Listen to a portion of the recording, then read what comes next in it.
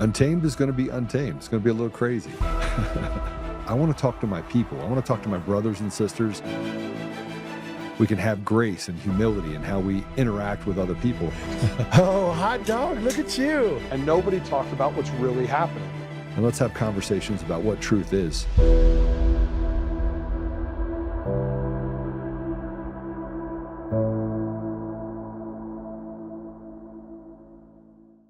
We've proved now that there was direct access to the Antrim County election management system because we show on November 5th, we can see it in the forensic images, that an anonymous user logged onto the EMS remotely with escalated privileges and made changes to the database when they were trying to retabulate the election. So that's one huge development.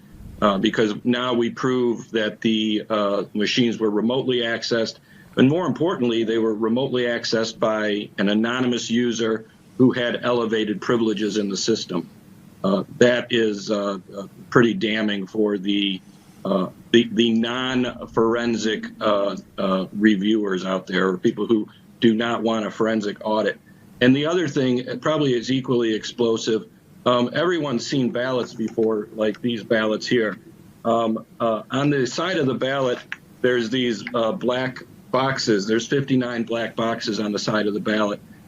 We now see within the forensic images that in Antrim County, those blocks 15, 18, 28, 41, and 44 were all intentionally modified. The height and the width, the shape of those blocks were intentionally modified in order to generate errors.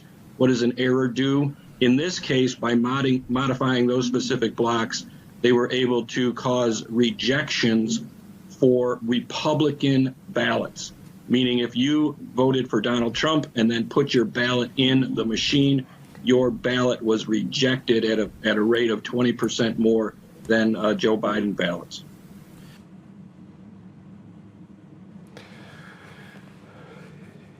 So I got so much that I want to talk to you about today. We're going to have Mark Cook on. But the video you just saw, there's lots of videos like this. And there's this purposeful gaslighting that is happening for the last 6 years. Friday, I had to go through a protective order hearing for Eric Coomer, his attorneys, all the different people involved in the case against me that has turned into nothing more than a vendetta that's sponsored by people like Dominion Voting Systems. They're all in on it together. And, you know, I did a video earlier and I talked about the things that we're going to walk through related to Eric Coomer. But I just want to take you back in time. They said it was the most secure election in U.S. history. They know it's not. They have been stealing elections all the way back to 2000. They've been stealing it for longer than that. But the purposeful creating a system that made it so difficult, more trap doors than you know what to do with, that made it so difficult to see the bottom, that just happened. That just happened. They've nearly perfected it. We saw it in 2020. We could see it very clearly. They had to bring in this grand thing called COVID. And they had to make it sellable too, which means millions of Americans had to die. They had to come up with a vaccine that killed even millions more. They had to go into VAERS and they had to change the outcome of the VAERS data. They had to delete a bunch of it. They had to have social media companies that were on board that had embedded CIA assets in every single one of them, from news outlets all the way down. And if you want to go back further, you go to 2012 and you could look at the Smith Modernization Act, and it basically was the transcript for how do they allow media to lie to the people and get away with it. And every time we turn around, we look at the same groupings. We go back to the war that we had in 2002. Weapons of mass destruction, turned out there weren't any. We talk about the different wars we'd have with different countries around the world. We talk about Susan Rice going into Sudan and saying, go up there to Darfur, they won't listen to me, so let's make it genocide and ethnic cleansing. only to find out years later that that was untrue, but not before the Comprehensive Peace Agreement, the East Darfurian Peace Agreement, the Darfurian Peace Agreement, the East Peace Agreement were all created in order to split a oil-rich country in half. The entire time by saying that the person that was running that country that had been there for decades, that he was a war criminal, President al-Bashir. We could talk about what they did in the power sharing agreement and splitting up countries like Kenya, or what they did in Ghana, or what they did in Rwanda, or what they did in the DRC, or going into Somalia. We could talk about the private wars in Serbia, because we forgot about that. Or what happened in Ukraine, where biolabs were everywhere and it became the devil's playground, where in 2014, the CIA had to admit, the CIA in 2014 had to admit that the Maidan coup, that they were there, interfering with the elections in Ukraine as well. See, we have blood on our hands.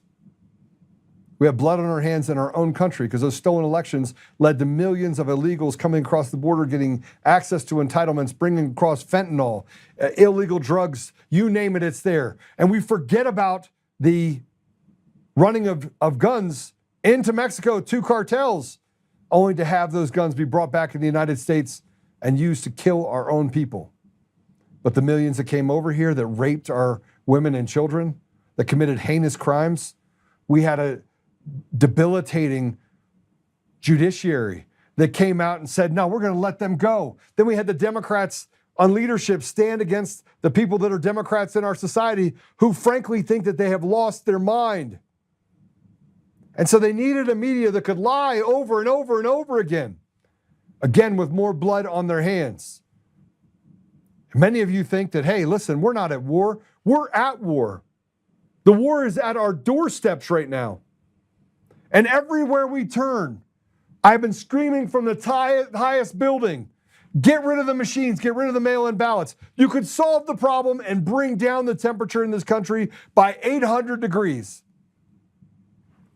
But that's not the plan. The plan is to use the American people against the American people. It's to allow these radical wackos that they indoctrinated on YouTube or wherever inside of the educational environment, which used to be at the college level, turns out they just matriculated down into the early education system and said, now we're gonna put porn inside of elementary schools. See, everything that I'm saying to you is absolutely true. There's no falsities in anything that I'm saying. There wasn't falsities in anything I said about Eric Coomer. We're going to talk about that today. And I am so well versed in this that I can actually see the tidal wave. I can see it as clear as day. I know what the left is doing. When I walked into that room for that protection order, I spent 8 hours getting browbeat over the head with me saying these words. I want people to be tried for treason. When they're found guilty, I want them to hang, because that is the penalty for treason. And they said, oh, Joe wants blood. How can you watch your other fellow Americans? By the way, nobody asked them. All the criminals that got let out on the street by the people in positions of power and authority inside the judiciary that's rotted to the core while they throw the book at people like Tina Peters. Nobody asked them what you are. Are you a Democrat, a Republican, or an independent? No, they didn't do any of that. They just became victims, lost loved ones. And the entire time they were so, she was just unlucky. Yeah, I know he's illegal, but we have to have compassion for people in our community. We had churches that ran cover for these people that have let them run roughshod over every American in this country. We have become slaves in so many different ways that we don't even know how to plug the holes to the boat. And yet we know where it all originates from. We know that the stealing of elections is the fundamental way that they put garbage, stupid people in positions of power and authority. And then we have special interests and lobbyist groups and all these other just horrible people from outside the country that can funnel money in through Act Blue or Win Red or any number of smurfing environments that are out there, and they can steal the very essence of our community from the bottom as the mayor all the way up to the president of the United States. And they can do so by telling us that there's nothing to see here. And then they can take people like Joe Oltmann, this guy sitting in front of you right now, and they can say, oh, By the way, yeah, people are less interested in what you have to say today, Joe, than they were 5 years ago. And actually, the thirst is much greater. And then go to social media accounts and say, you need to get rid of them. And they can sit in a courtroom like they did on Friday, and they can lie with impunity, and they can create connections and say, we're in fear because Mr. Oltmann wants blood, while sitting on a stand and repeating the same rhetorical bullshit that they've been repeating for 6 years. Joe's fixated on this. There's something wrong with Joe. There's nothing wrong with me. There's everything wrong with these evil devils. And I have to look at a judge that's on the bench and go, you were just put up there. And the judiciary is so rotted to the core, and it is so funneled down and connected to the DOJ and the AUSA and the Colorado Supreme Court and the Court of Appeals that they cover themselves so clearly in committing the crimes. But they say to us that, you guys are the crazy ones. What you see is not real. But we can see it clearly. When we got to the bottom of the 3 reports in the Mesa County report with Tina Peters, I want to remind all of you that they did not charge Tina Peters with any of the information that she was able to uncover. Not one thing that she did they charge her for. No, they said that because she ran an independent investigation and she used someone from outside and had them use an ID, even though what she did was perfectly legal, the people she had it do influenced a public official, and she is subjected to 9.5 years in prison. Let me break it down for you. She didn't commit a crime. She got into the machine. She did everything she was supposed to, and they wouldn't even address the fraud that they found inside the machines. They wouldn't address the reports. And we would sit on this show and we would show how you could change the outcome of elections over and over and over again. We could show you over and over and over again that we could change the outcome of the elections right here using a mounted image that was the same image they used in Antrim, same one that they had in Mesa. We found databases that weren't even connected, that were used inside the municipal election in 2021 in Mesa County. But they said nothing to see here. It's all a case of time drift. And they refused to address 95% of the report. So then I came out and I said, listen, President Trump is now in office. He pardons Tina Peters. We get to the bottom we have all the information that gets sent up to ODNI. We have entire groups of people that are actively working on all of the system architecture across the country. There's been countless videos, other documentaries. Patrick Burt has spent almost all of his resources and fortune fighting against this. I've lost nearly everything. David Clements, Mark Cook, Ed Solomon, Ben Cotton. Man, the list is long. Draza Smith, Sean Smith, Ash Epp. I could go down a long list of people who have collectively come together and said, listen, all you have to do is look at this information, charge someone with it. John Polis's words defy himself, the CEO of Dominion, and in a smug way, he gets $787 million. The guy that's behind it, Pompeo, forced Fox News to settle $787 million. We had judges that stood on the side and put their fingers on the scale, like Eric Coomer v. Mike Lindell. Mike Lindell absolutely had a truth argument. The jury was supposed to find whether or not he committed any sort of defamation. Oh, that's right, that didn't happen. Did you know that? That didn't happen either. So the Judge Wong decided to step in the middle of it and put her finger on that scale too and say, I find that pro se defamation has occurred. It's supposed to be judged by a jury. And then tells the jury, I've taken care of that for you. Now all I need you to do is figure out how much does Mike Lindell have to pay. Think about that. And no matter how much information was presented, and no matter how much the outcome was, the jury said it wasn't malicious, that what Joe said was truthful. Oh, and credible. And the words that Joe used were non-defamatory. And then you know what they're like, but The Supreme Court ruling was that you have to find that it was malicious in order to have defamation. And yet the judge says, we have a verdict. Mike Lindell has to pay $2.3 million. See, the entire judiciary has been turned on its head procedurally because it has nothing to do with truth anymore. It has to do with how they can move things around on the deal, and they control all the keys to the kingdom. They hold the keys, they hold the cards. They spent 20 years perfecting a way to take away the absolute ethos, the spirit, the soul of our nation. It doesn't matter where you go because they had the tentacles that were in there. Department of Education, handled by a bunch of radicals, was able to push down that information. And many of you were parents told your kids, go to school, listen to your teachers. So they did.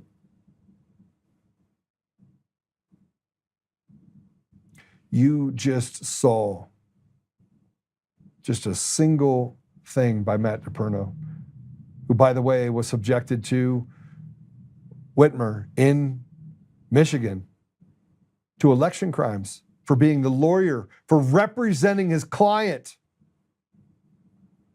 digging into the bottom of it, getting access to the imaging, looking into the systems, having Jeff Lindbergh, who, by the way, I didn't even mention him, one of the top people at Sandia Labs. Super smart,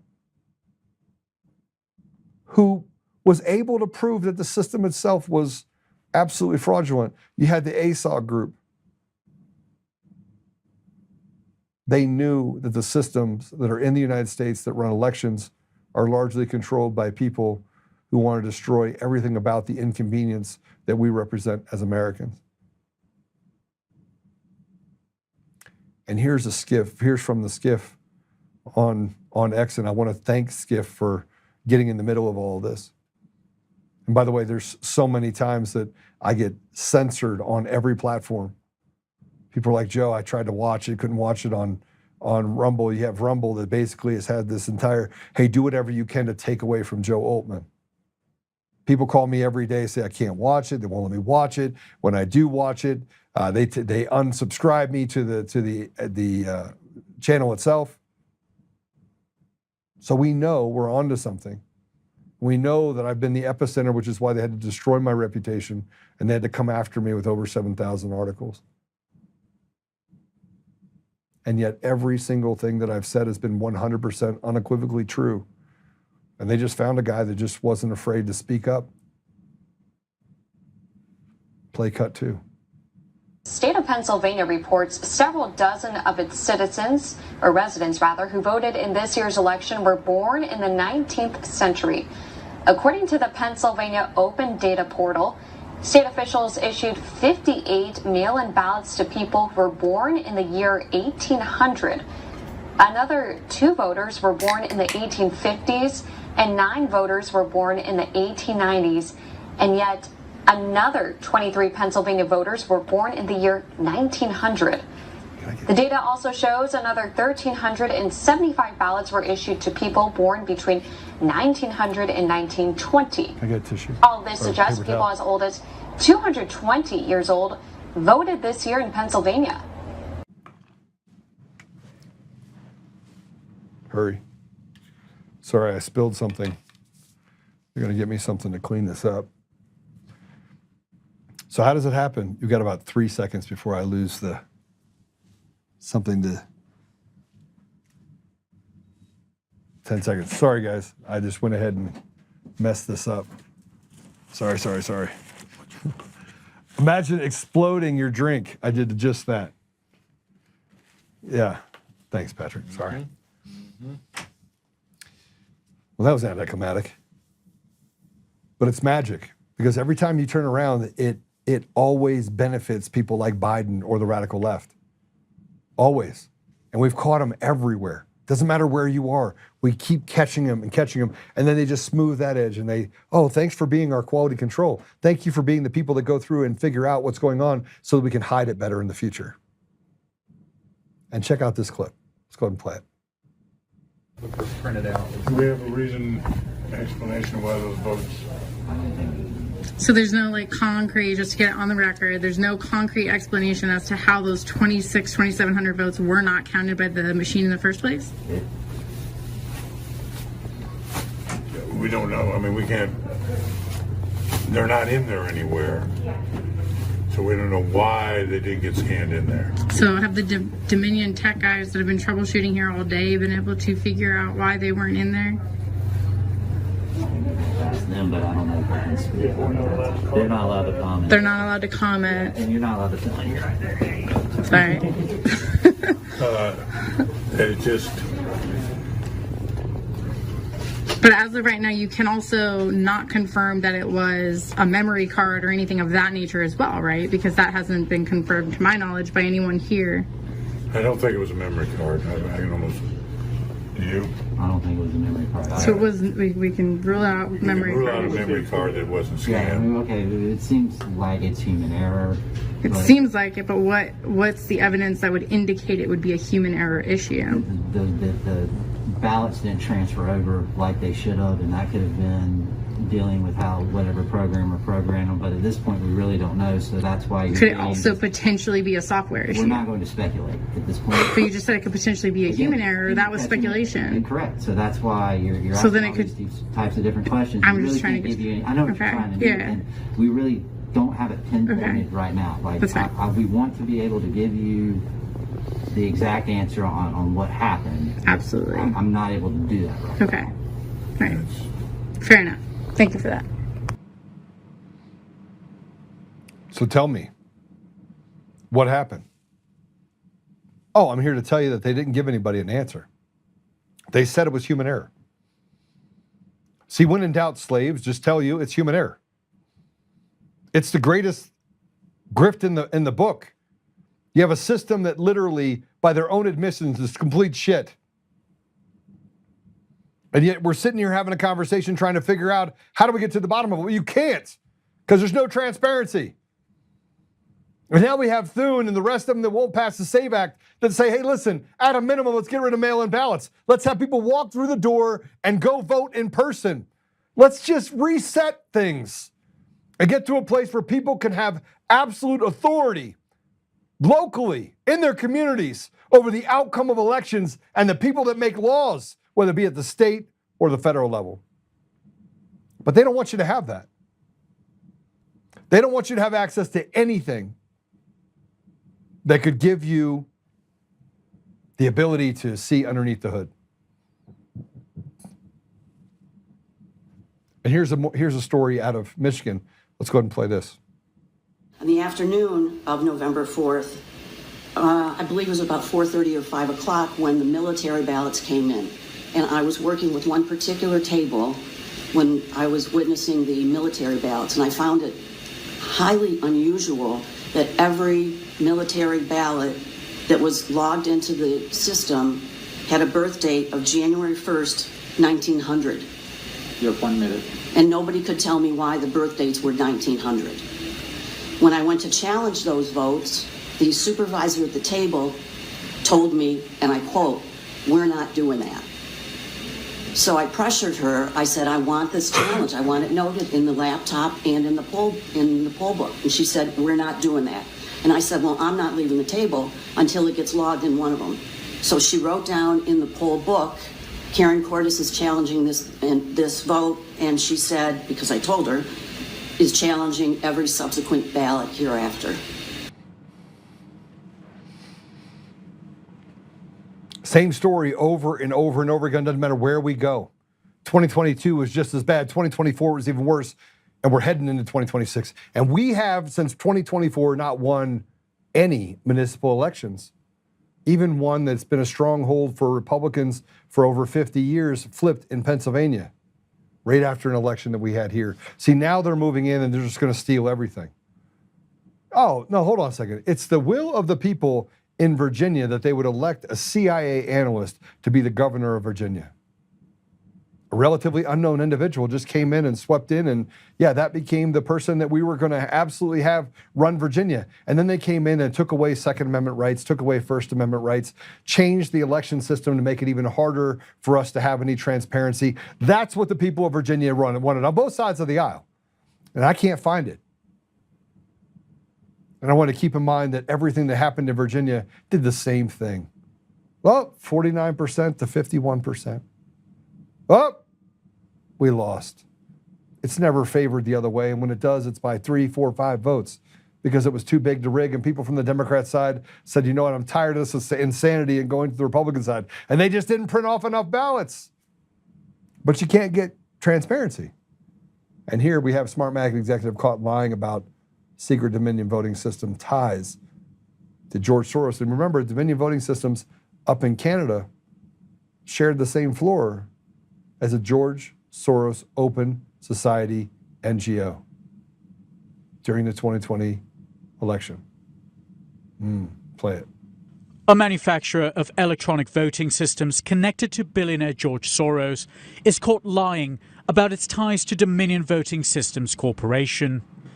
A Sunday report verified that Soros-linked Smartmatic may be connected to the sale of election technology to Dominion, which is being used to count votes in at least 24 US states. In a tweet last week, Smartmatic claimed to have never sold technology to Smartmatic, also denied having any connection to the controversial company. In 2005, Smartmatic bought Sequoia, which is one of the largest electronic voting systems in the US. 2 years later, following a court ruling, Smartmatic divested from the company and sold it to Sequoia's US managers. In 2010, Dominion Voting Services bought Sequoia in the US.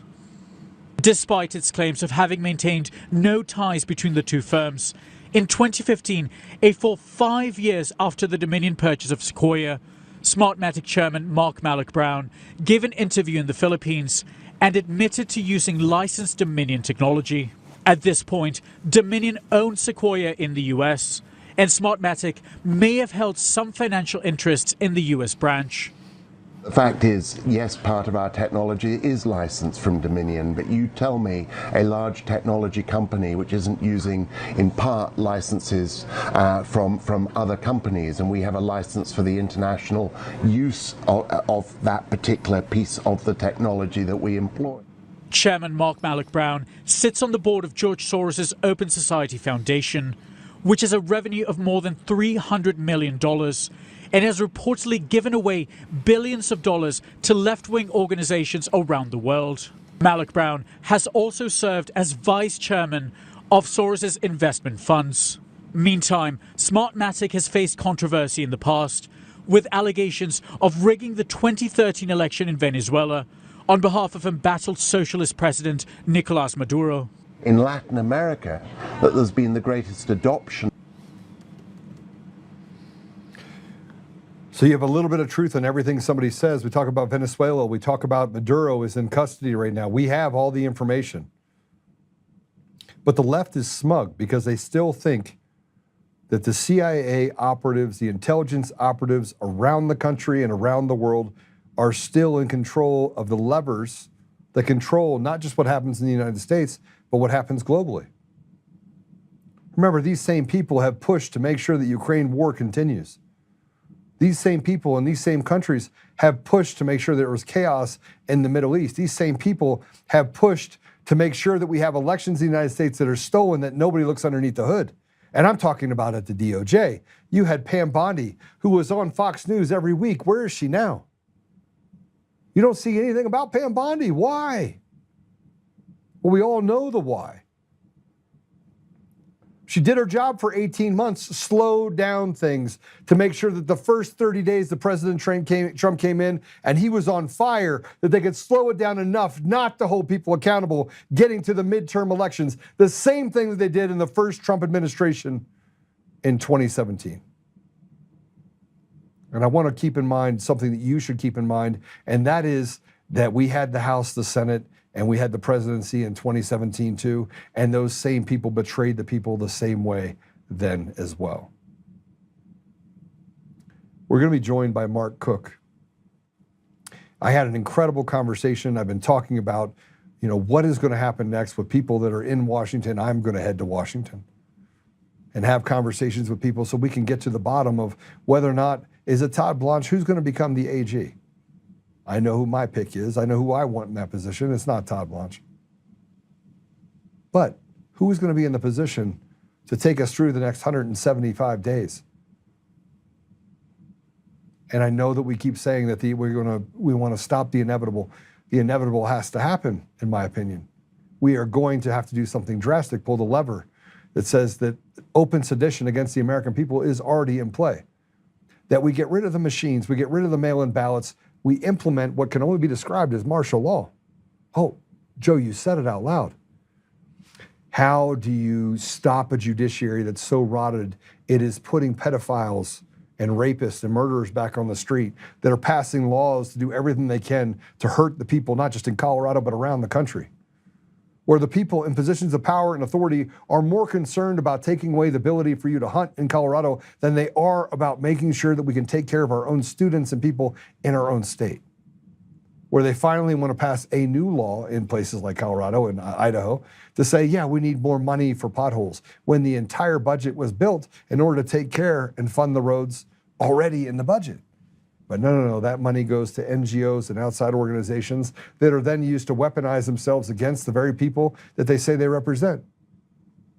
See, I know for a fact that the people of Colorado are not the radicals that are represented in the legislature. That most Democrats, independents, and Republicans all want the same thing. They want access to education and opportunities and food and the quality of life that this country should afford them, given the great blessings that we've had over the last 250 years. So with that, I want to bring Mark Cook in. Mark, welcome to the show. Howdy. Okay. Sorry, I'm driving through the New Jersey Turnpike right now, so it should be all right.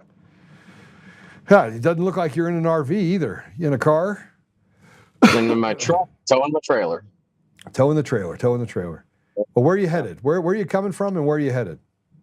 I'm heading from Maryland, and I'm heading up to Camden County, New Jersey, for an event that starts in 1 hour and 15 minutes. So you're going to get there on time? Yeah. Hopefully. Well, maybe 1 or 2 minutes late. I spent the last 30 minutes talking about our election systems. You probably heard some of what I had to say. I heard all of it. Yeah. I think one of the problems that I have, Mark, is that my mind collects things and puts them into mathematical order. And I'm like, okay, well, this happened and this happened, so this has to happen. And then when it happens, I'm like, this is how it's going to happen. And we've sat on this show for 5 years, 6 years, talking about the same things. And the radical left is still saying we need to shut Joe Oltmann up. We need to shut Mark Cook up. We need to shut up all the way down the line. And here we are. Yep. And everything you said, I wish I could disagree with it, but that's kind of where we're at. This is what's going on. It is this bad, but it is also this simple to fix it. We just have to run our own elections. That's it. And when we run our own elections, all this goes away. We fix it all. And I'm kind of shocked that we still 6 years later have people thinking they got to ask permission. Last I checked, this is our country. And when the citizens finally decide to pull their head out of their rear ends and decide to actually act like it's their country, then they'll start running their own elections. So what I would suggest everyone does is start practicing for running your own elections, because you're going to have to run your own elections. That's the only way out of this. Well, so that gets me down to the fact that President Trump's going to have to make some drastic decisions here very quickly, right? And we keep saying, okay, we have to wait till the election happens and we can find it afterwards. And Mark, I was having this conversation with a group of people earlier, and I was like, once the elections happen, it's too late. You have stored procedures, you have root kits, you have the ability to basically overcome it. The risk limited audit can eliminate any fake or fraudulent ballots that are phantom ballots and or fraudulent ballots when you go to pull the ballots. The entire system could have a separate database. It could funnel all the way up into Seidel and funnel from Seidel over to Edison. There's so many trap doors in the system because they need to have trap doors in order to do it differently in each election across the country. The whole thing's engineered from top to bottom, everywhere, not just the counting of the votes, voter registration, the campaign finance, everything. The whole thing is fully engineered and fully irredeemably compromised. That's it. If there's a way to fix it, believe me, we would have figured it out by now. There is no way to fix it. The whole thing's got to be thrown out. And President Trump is either going to take the action to save this great republic and give it another 250 years, or his inaction is going to force the citizens to have to do things that we shouldn't have to do. I just got back from this may be considered, what you just said might be considered violent rhetoric, right? I just got back from not violent. Counting ballots.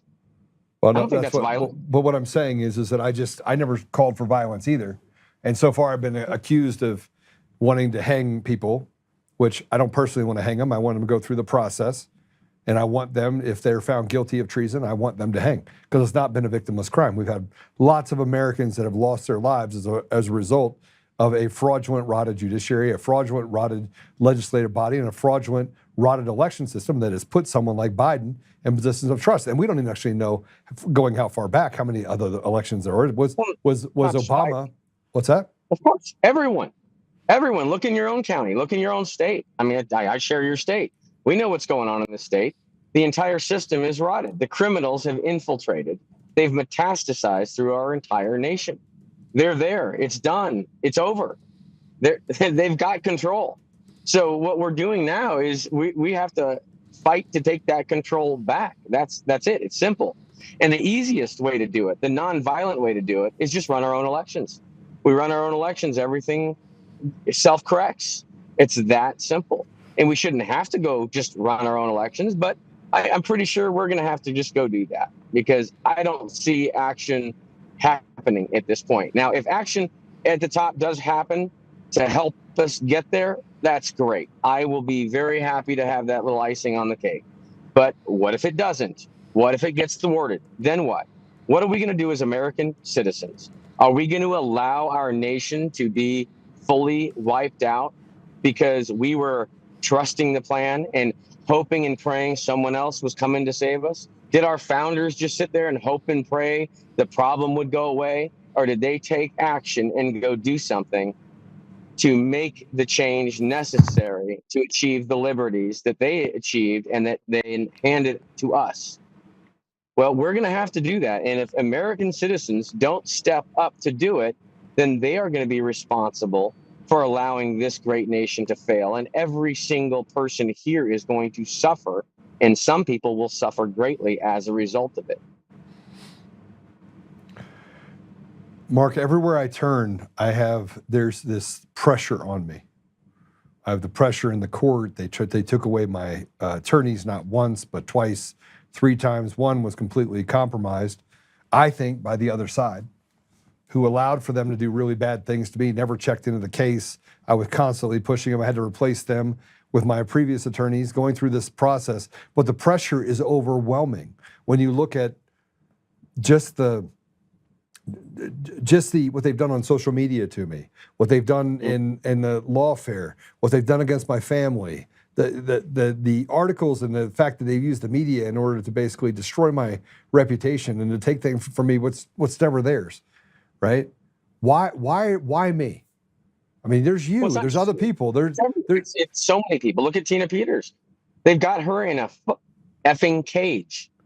Okay, let's look at that. A citizen of ours in a cage right now, and have had her there for nearly 2 years for daring to expose, daring to look, daring to ask questions, to expose the mechanics of their easiest system of control, which is our election systems.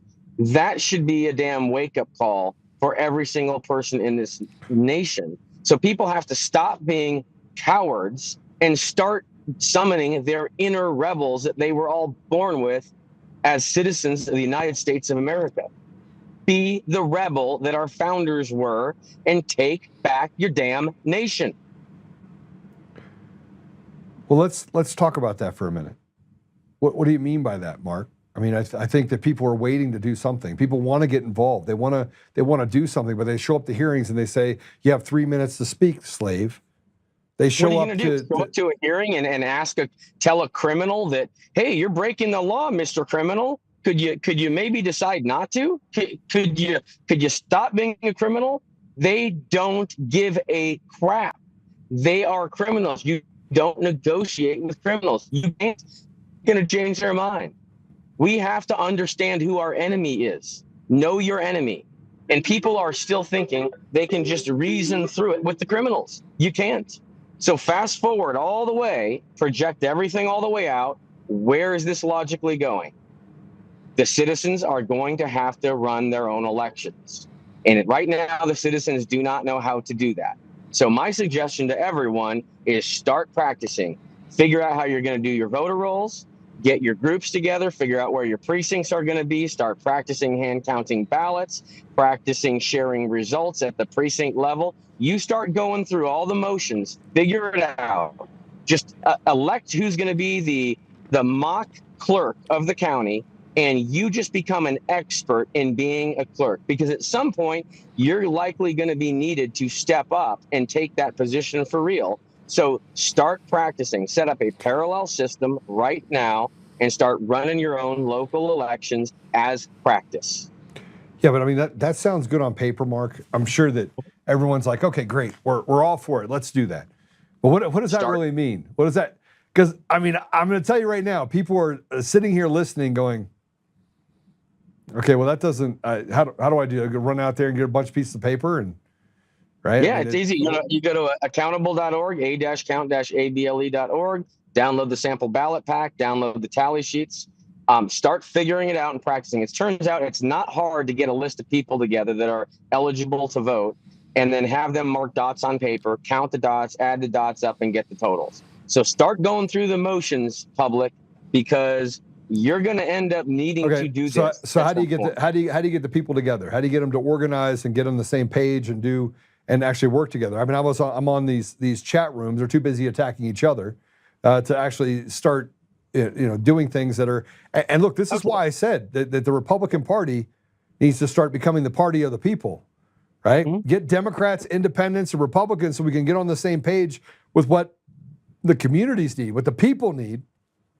And you guys can fight over the social issues over there for a minute, right? Right now, we're going to stay committed to the things that are fiscally conservative, handing back money to the people, making sure that they have opportunities and trade schools and that they can read and write, all the basics, eliminating drugs and guns and all the things that they're putting inside of our communities, right? I think we can all agree on that, but we got to get somewhere, Mark, somewhere where it's too big to rig, don't we?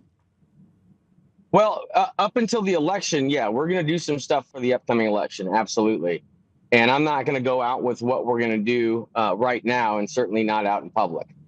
But there are some things we're going to do. As far as to answer your question on how do we get people to work together, if people can't work together, forget the people that can't work together. It's time to throw the trash away.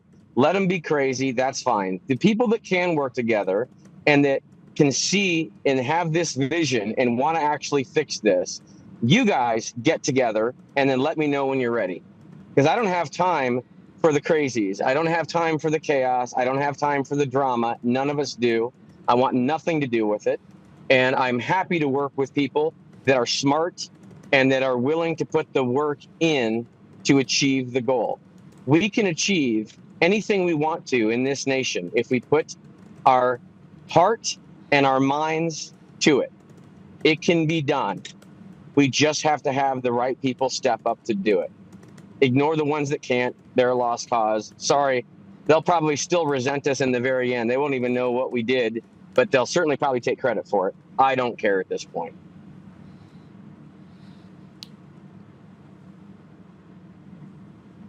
I'd spill my drink right now if I could. Yeah, I mean, look, I look at this and I mean,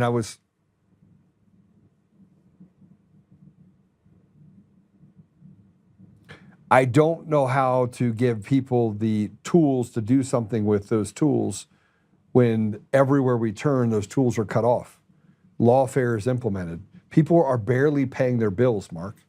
There's a lot of people out there that are suffering huge consequences. And we're more concerned about how we handle something in a foreign country than we do stopping the bullshit here in our own country.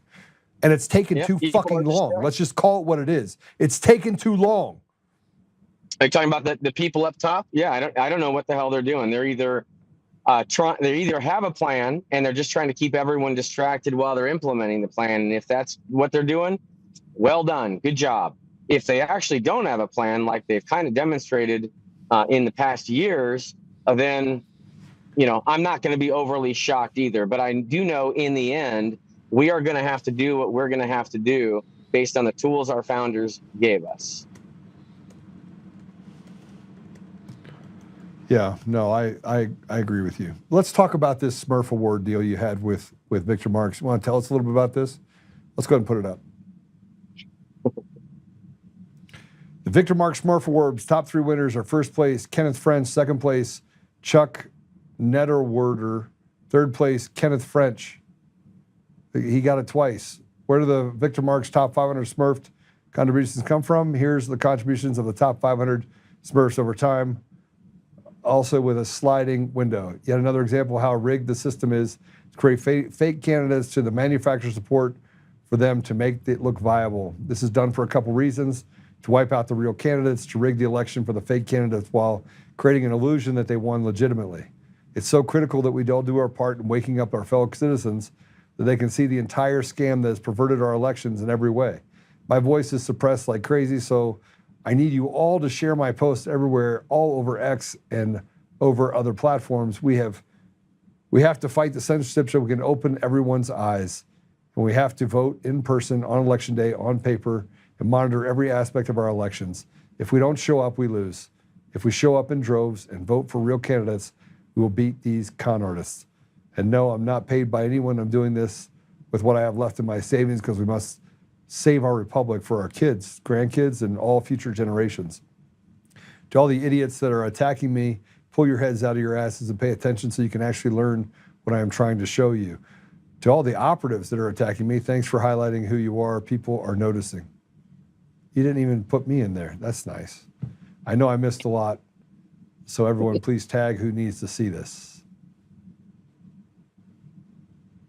I did actually put you in there, but then I backspaced because I didn't want to necessarily hang you out there with what you're working on with GOP and whatnot. Yeah, so I know. You saw it, I know. I did see it because I follow you, and I watch all your content. But this is you basically pointed out, and I want to, if we can grab one of the videos on the right, this will explain what Mark is actually talking about. The first one I think is like 27 or 28 seconds. If we can grab that video and play it, do we have it? All right, Mark, why don't you explain to me what we're gonna see going through those two things? Okay, so basically what I did is I've been working pretty hard over the past days here because Victor Marx wasn't contacting me, so I got real bored because I was waiting on his call that never came in.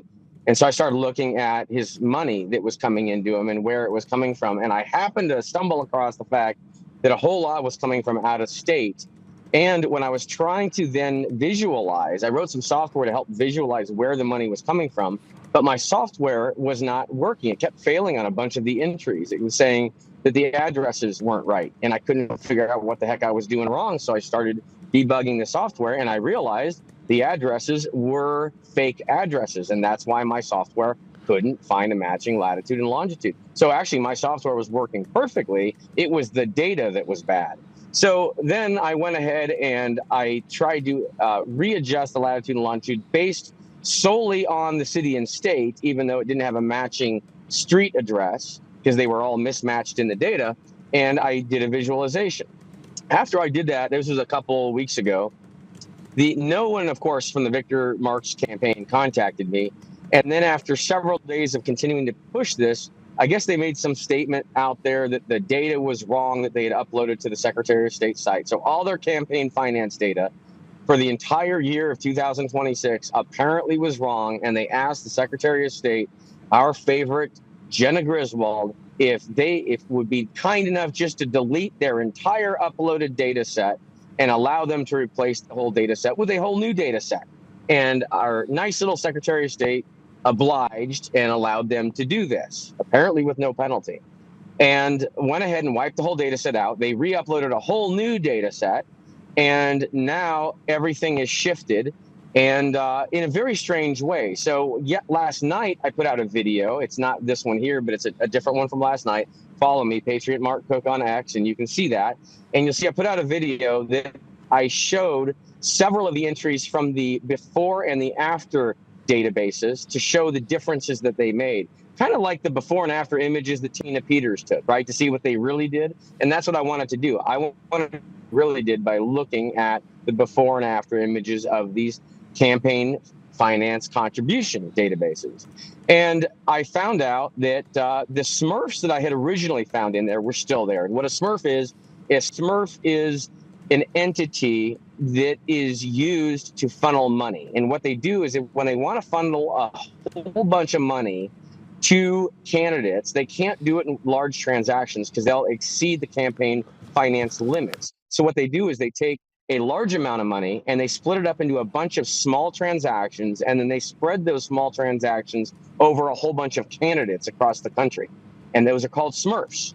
And that is structured money laundering in a very engineered manner. And what I found is when I first looked over this data from Victor Marx is a lot of these Smurf entities are contributing to Victor Marx.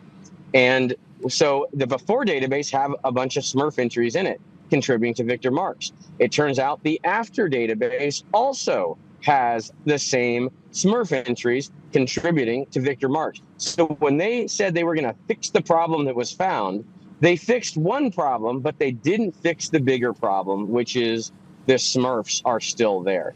And I almost think maybe they screwed the database up on purpose in order to have a plausible excuse of why there was a problem with the database, hoping people would just believe it was a simple sort error to try to cover up the Smurfing operation. But it isn't only Victor Marx that has Smurfs. There are a few other people in the state of Colorado that have Smurfs. In fact, everyone that would be responsible for prosecuting on the Smurfs happens to also have Smurfs donating to their campaigns. And so a lot of people in Colorado, pretty high up, some of them which we've just mentioned, are going to have a really bad couple days and weeks ahead. And so what these videos show is the progression of the campaign contributions as they come in from the top 500 Smurfs that I've found, with the help of some other wonderful people like Chris Gleason, which is Immutable Christ on X, brilliant guy running for Senate in Florida. And he was the one that's uncovered all the Smurfing initially. In fact, his data is what James O'Keefe got. And when James started knocking on the doors, and the reason it was called Smurfing is because little old ladies were answering the doors and they were stealing the identities of these little old ladies and using their identity to launder all this money into these campaigns. So let's play video number one. Get right into it. Go.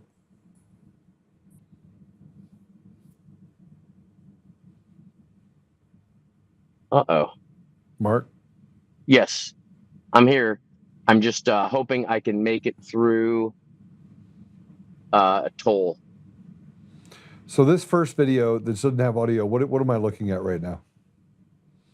The first video is, and sorry about my pauses here, I've got an 8-foot wide trailer going through an 8-foot 2-inch toll booth. It is an animation of the 500 Smurf contributions. How much? And a vast majority of those, by the way, are in Colorado. Yeah, there are a lot of them are in Colorado. And of these top 500, that's all right. Okay. These tolls suck, by the way, just so you guys know. This is really expensive. Mark. All right. Thank you. All right. I'm through it. These show donations, Smurfs all over the country and where they come from, and a vast majority of them are in Colorado. Yeah, there's a lot of them in Colorado. Absolutely. Yep. All right. Do we have the other video? Yep. The other video is a sliding window of it, so you could see it a little bit different way to look at it. It's a sliding window of several days over time. I just wanted people to be able to visualize it. Plus, the nice thing about the sliding window is you can see where the donations are hopping in at different times throughout the year, from beginning of the year all the way to current. It's just interesting. I want people to start looking, is what I want them to do. So this video, this is the overtime, and you can start to see where it had a vast majority of them over time that still came from Colorado. Now these are 500 of the top, right? Correct? Yeah, the top 500, absolutely. And of that, how much money is that top 500 Smurf accounts? The top 500, I think, is about $98,000. So you have $98,000 since the beginning of the year that came in. Now he said he's raised 2.3 million, but he raised 1.8 million before December of last year. So he's only raised an additional 400,000 this year. No, I don't think it was 1.8 before then. I think it was substantially less. I thought it was 1.1 or 1.2 back then. I'll have to look, but I think it was less. Yeah. So he's raised $1 million this year. Possibly. I'll have to take a look. Now, the cool thing about this is anyone can download this data and look at it themselves, and I encourage everyone to do it. Just go to Colorado Tracer website, TRACER, and just like do a Google search on Tracer, Colorado Tracer campaign contributions, and you can go download the entire Excel file. And you can go back year after year after year. Just download it and start looking through it. And you can filter it by candidate. And I suggest you filter it by candidate. Look at Victor Marx, but start looking at the other candidates too, and you'll see some interesting things, I have a feeling.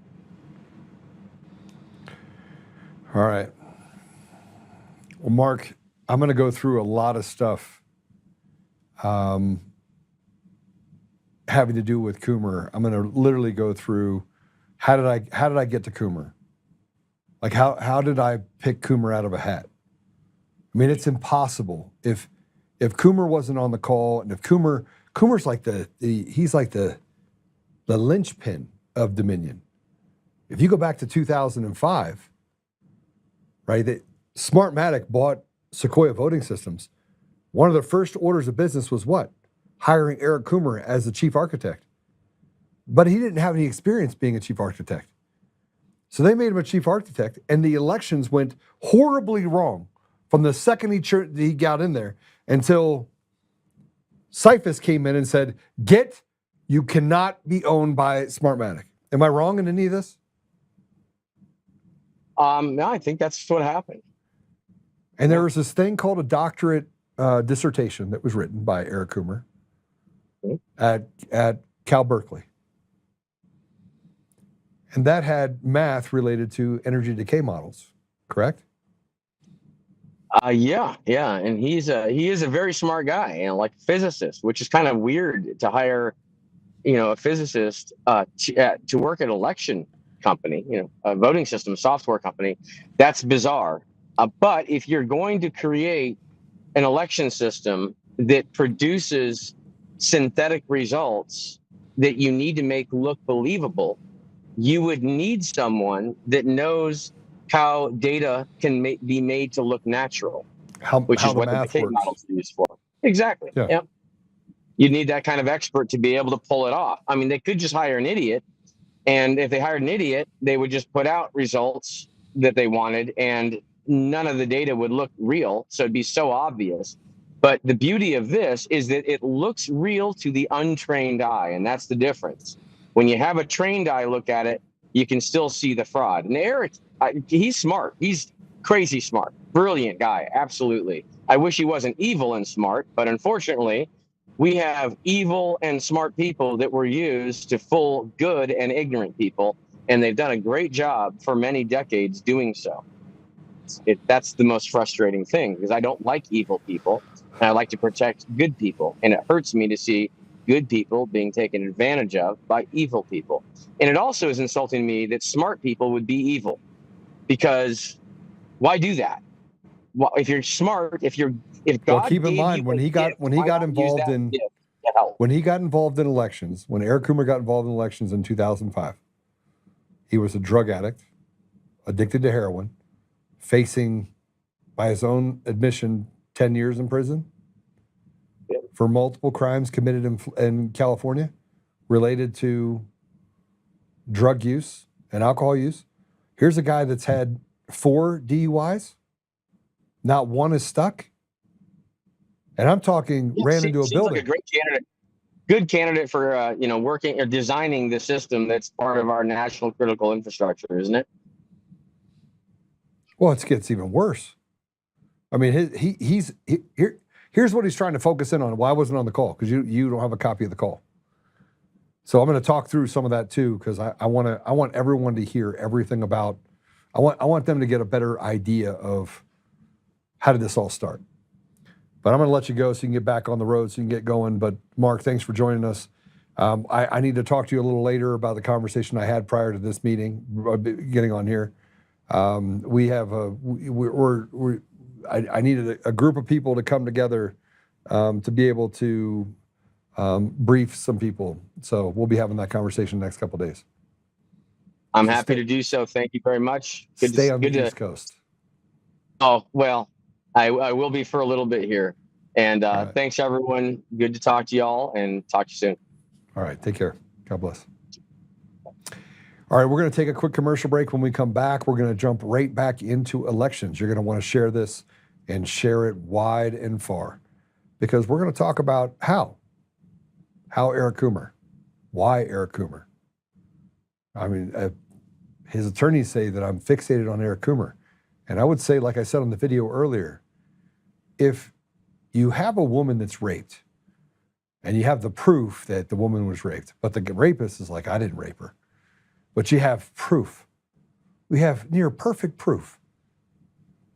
And yet the victim becomes victimized by the perpetrator. And then the media comes out and stands up behind the perpetrator. And then they go to court. He says, oh, I'm going to sue you for defamation. You ruined my reputation by saying that I was a rapist. And she has all of it. She has all the evidence.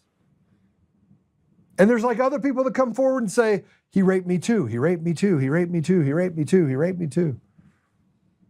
And you have this group of evil people backed by a judiciary that says, oh, no. We're going to punish her for talking about the rapist. And then the media comes out and does all this stuff, and she won't stop talking.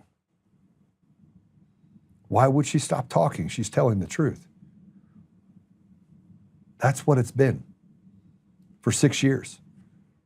Just telling the truth over and over and over and over again. And I'm going to show you how these same lawyers and these same people for Eric Coomer, they're deeply embroiled in this deal. They have access to all the information out of DC for the Patrick Byrne v. Dominion case. They have access, they have a joint defense agreement with Dominion Voting Systems. They are intimately aware of all the evidence related to Eric Coomer and his involvement in what has happened over the country since 2005 until now. They know about his doctorate thesis. there's no plausible deniability anymore. And they have done everything they can to destroy my life, take from me what's not theirs, and literally put all this, it's like a pressure. They call Facebook, they call X, they admitted that they called Facebook. They admitted it. They have done things like try to strip me of my attorneys, and they're listening right now. They've done all of these things and activated themselves just like the rapist did against the woman they raped. Okay, we're going to destroy Joe Oltmann. We're going to destroy him. And he's just relentless, and we're just going to keep putting bricks on his chest until we kill him. That's what they're doing. So we're going to take a commercial break, and when we come back, we got more. And we're going to get straight into Dominion, straight into Eric, straight into the how and the why. Some of the things that I haven't talked about, at least not on here. We'll be right back.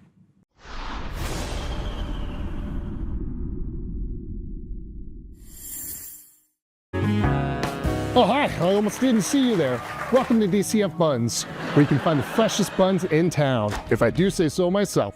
Oh, our master bakers teach class every week. So whether you're new to baking or trying to improve your culinary skills, we got you covered. And we can help you bake the cake of your dreams. We'll even clean your cake if you want. And if you don't want to bake anything yourself, we have loads of fresh buns available in a variety of shapes and sizes. Check us out at dcfbuns.com to learn more. DCF Buns, we keep the buns hot and the deals hotter. Buns. In every thread, in every stitch, Honor-Bound USA weaves the fabric of the American spirit. It's not just apparel, it's a testament to God, family, and country. At Honor-Bound USA, we're a family of patriots who put our faith, family, and America first. When you visit our website, you'll find a line of products that embody our commitment to pray, stand, speak, and act. As the official site for the Untamed podcast, all of our products proclaim speaking the truth with courage. We also have the powerful documentary from Professor David Clements, Let My People Go. Identify yourself as one of the few who are willing to stand for what they believe in. Join the Honor-Bound USA family today. Wear it as a badge of honor, commitment to the values that shape us, and a pledge to the bright future we will build together. Because when you're honor-bound, you're not just wearing a brand, you're embodying a lifestyle.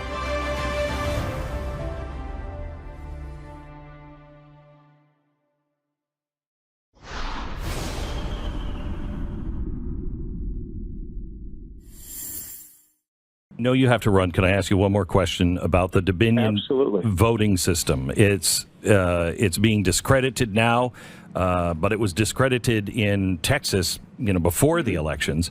We passed on that voting system, and I want to get the exact quote. Dominion voting system, which has been used in multiple states where fraud has been alleged, blah, blah, blah. It has been rejected by the Texas Secretary of State, Attorney General's office, for failing to meet basic security standards. President Trump is zeroing in on Dominion voting machines, Dominion voting systems used in 28 states across the country, including battleground states, Arizona, Georgia, Michigan, Nevada, Pennsylvania, and Wisconsin. A January 2019 report from the Texas Secretary of State found a number of issues with Dominion's Democracy Suite 5.5A machine, the same model used, for example, in Pennsylvania. One of the troubling findings by the Secretary of State in Texas was that the voting machine was the voters' inability to check and retain a straight party ballot while no voting a race. Another issue, Dominion's election management system was error-prone and quote-unquote non-intuitive, making it difficult for jurisdictions to master. Even more concerning, the scanner and the tabulator are subject to paper jams. And in order to clear those jams, protective seals had to be broken, which allowed poll workers to see voter choices. The Texas Secretary of State's office ultimately denied the use of Dominion voting systems in Texas, saying, quote, accordingly, based upon the foregoing, I hereby deny certification of Dominion voting systems, Democracy Suite 5.5 for use in elections in Texas. Any comment on that voting system? Well, it is huge, and I think that's one of the problems. This is not just a little software glitch. This is a systemic problem within that Dominion system, and I think, number one, we should look at who is in charge of Dominion, and also we should be asking the questions of those secretaries of state and attorney general. Did you go through the same due diligence as we did here in Texas? And that's why Texas is going to continue to be a leader in America.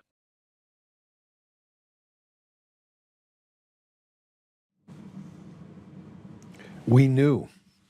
No matter where we turned, people with sensibilities stood up against Dominion voting systems. We knew that the system was designed to defraud the American people. We have Maduro in custody. We have affidavits from people that we've gotten that used to run a security force. We knew. We knew.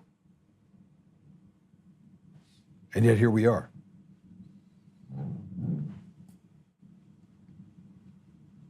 You have the ASOG report. You have every single person that's been involved in any way and bringing information to the forefront in any way. It doesn't matter what way we're talking about. There's never been a time inside of this that we found evidence and said, oh, that's true. No, they say it's human error. There's not been one time that Dominion voting systems by the media standard has not been able to evade any sort of accountability. Not once. Let's talk through it. Arizona, Runbeck, Virginia. No, it's just 51 to 49%. Conveniently, the state is flipped, is cut in half. Conveniently. And it's always that you have mail-in ballots, open primaries. Again, they have the ability to change the game any way they want, in any state that they want. And we sit here for the last 6 years and we throw as much as we possibly can on it, only to have Fox News and CNN and MSNBC and our legislators like Thune tell us there's nothing to see here. I don't think there's any massive fraud. And the American people suffer over and over and over again. The judiciary lets criminals out on the street, appointed by people who are deviants at best, criminally evil at worst. And we sit back and we let it happen. So how did I find Coomer? If he wasn't on the call, how does a guy so rife with corruption, so filled with hate and anger, an admitted Satanist, how does that guy run 50% of the vote of the American people? And by his account, he was just in charge of marketing. He wasn't responsible for anything. They took a guy responsible for marketing as a chief architect back in 2005, and they sent him to Serbia. And they said, hey, do me a favor, marketing guy. We also want to send you to Mongolia and to China and to Serbia, or not Serbia, but Venezuela. I mean, I could just go down the line. It wouldn't be hard.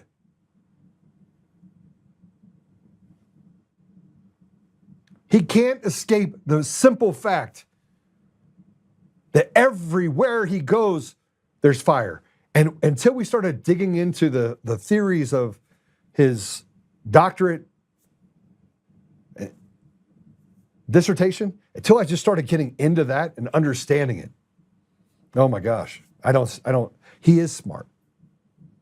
He's deviantly smart. He thinks that he's so smart that he can't be caught. And every time he gets caught, and let's just remind you that he testified in Georgia. That testifying led to the conviction, or excuse me, the indictment of President Trump in Georgia. Well, President Trump did nothing. He did nothing wrong. We could all see it. And we've forgotten about more facts.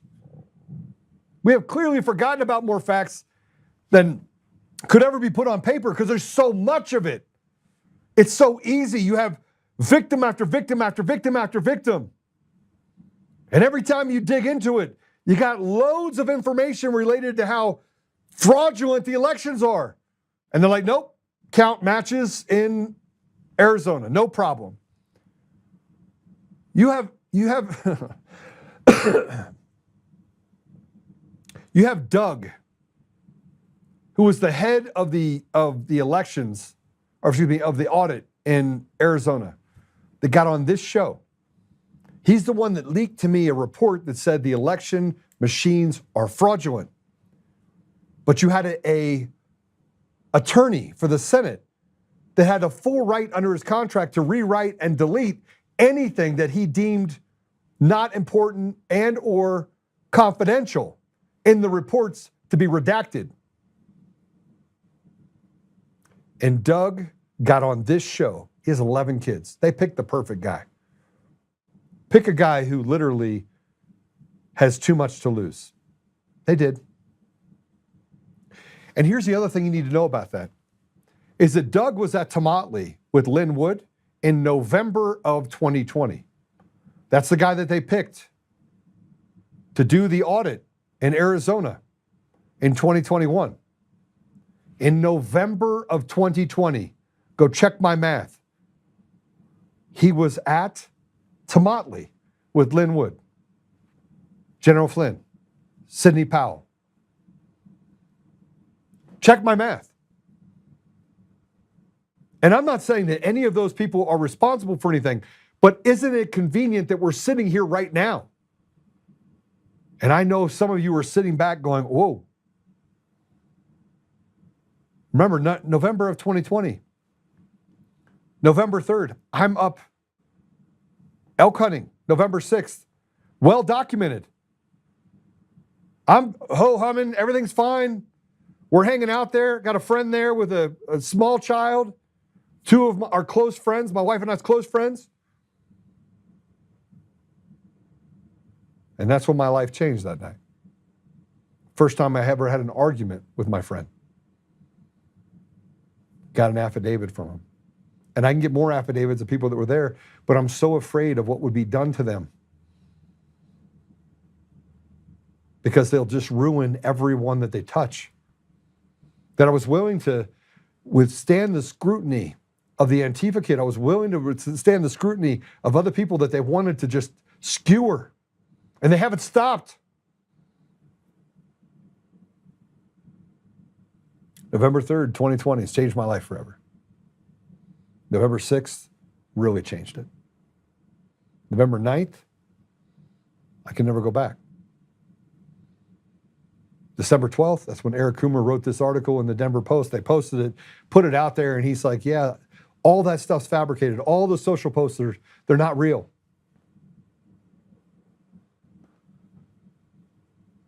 And it all played into, these pieces played into it. Let me go back to Doug for a second when he did the audit in Arizona. He got on my podcast and he said, Joe, I couldn't write all that stuff because it would have been a constitutional crisis. He let it out. Now the rule is that if you're a privately held company, you're not subjected to CORA or FOIA or any Federal Records Act. That's why they use them as pseudo-government agencies doing a public good. Because they can just do whatever they want, act with impunity. It's a kind of an end around. It shouldn't be, but it is.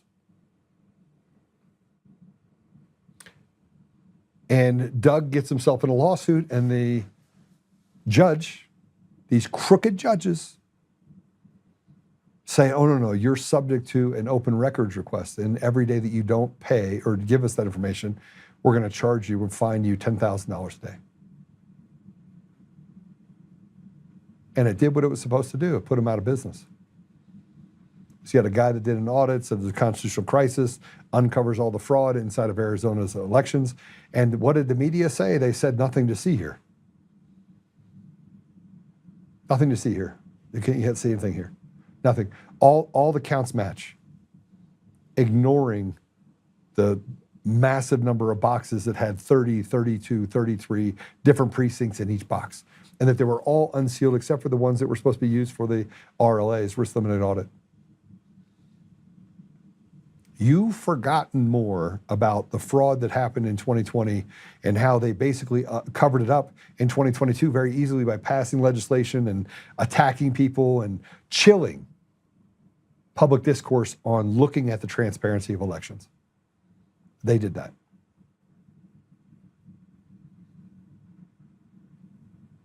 I've spent 6 years fighting.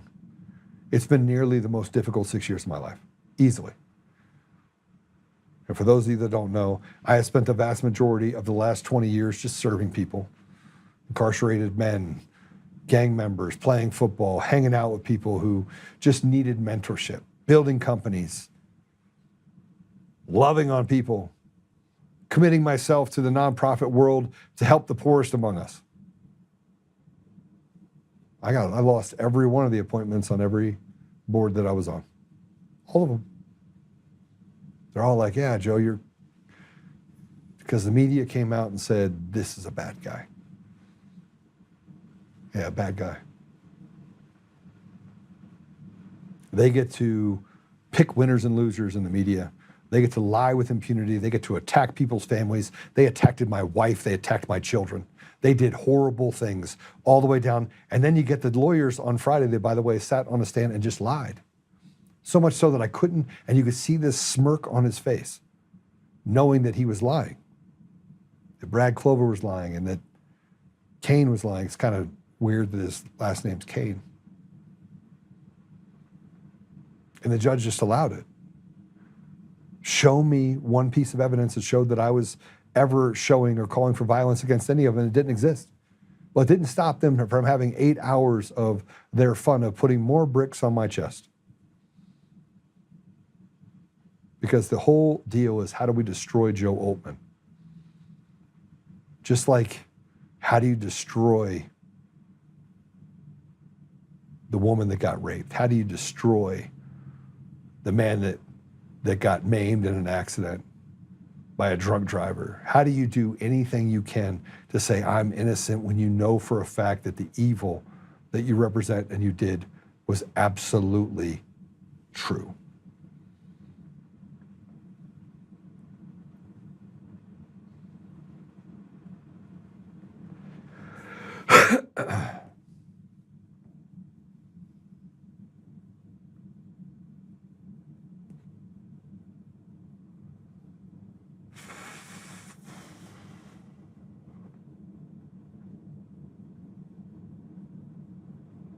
You know,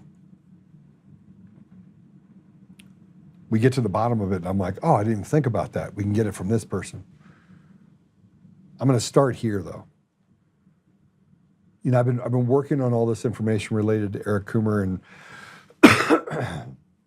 I've been on here talking about Dominion voting system, and I wasn't so much fixed on Eric Coomer as I was, how did they do it? How did they, and making sure that I could prove everything. And so I gather information, I read and I read and I read and I read, I'm reading more and reading more and reading more. And some of you don't understand that, like, I have a thirst for knowledge that is unquenchable. I built this Substack. Go ahead and put the Substack up. And I went to do some more Substacks, and I was like, I'm not going to do more Substack right now. Because my lawyer's like, hey, don't put out any more information. But put up Article 3, or C3, please. And I don't know, I still can't get into the document, by the way. I don't know who locked me out of it, but I can't, it appears to be locked.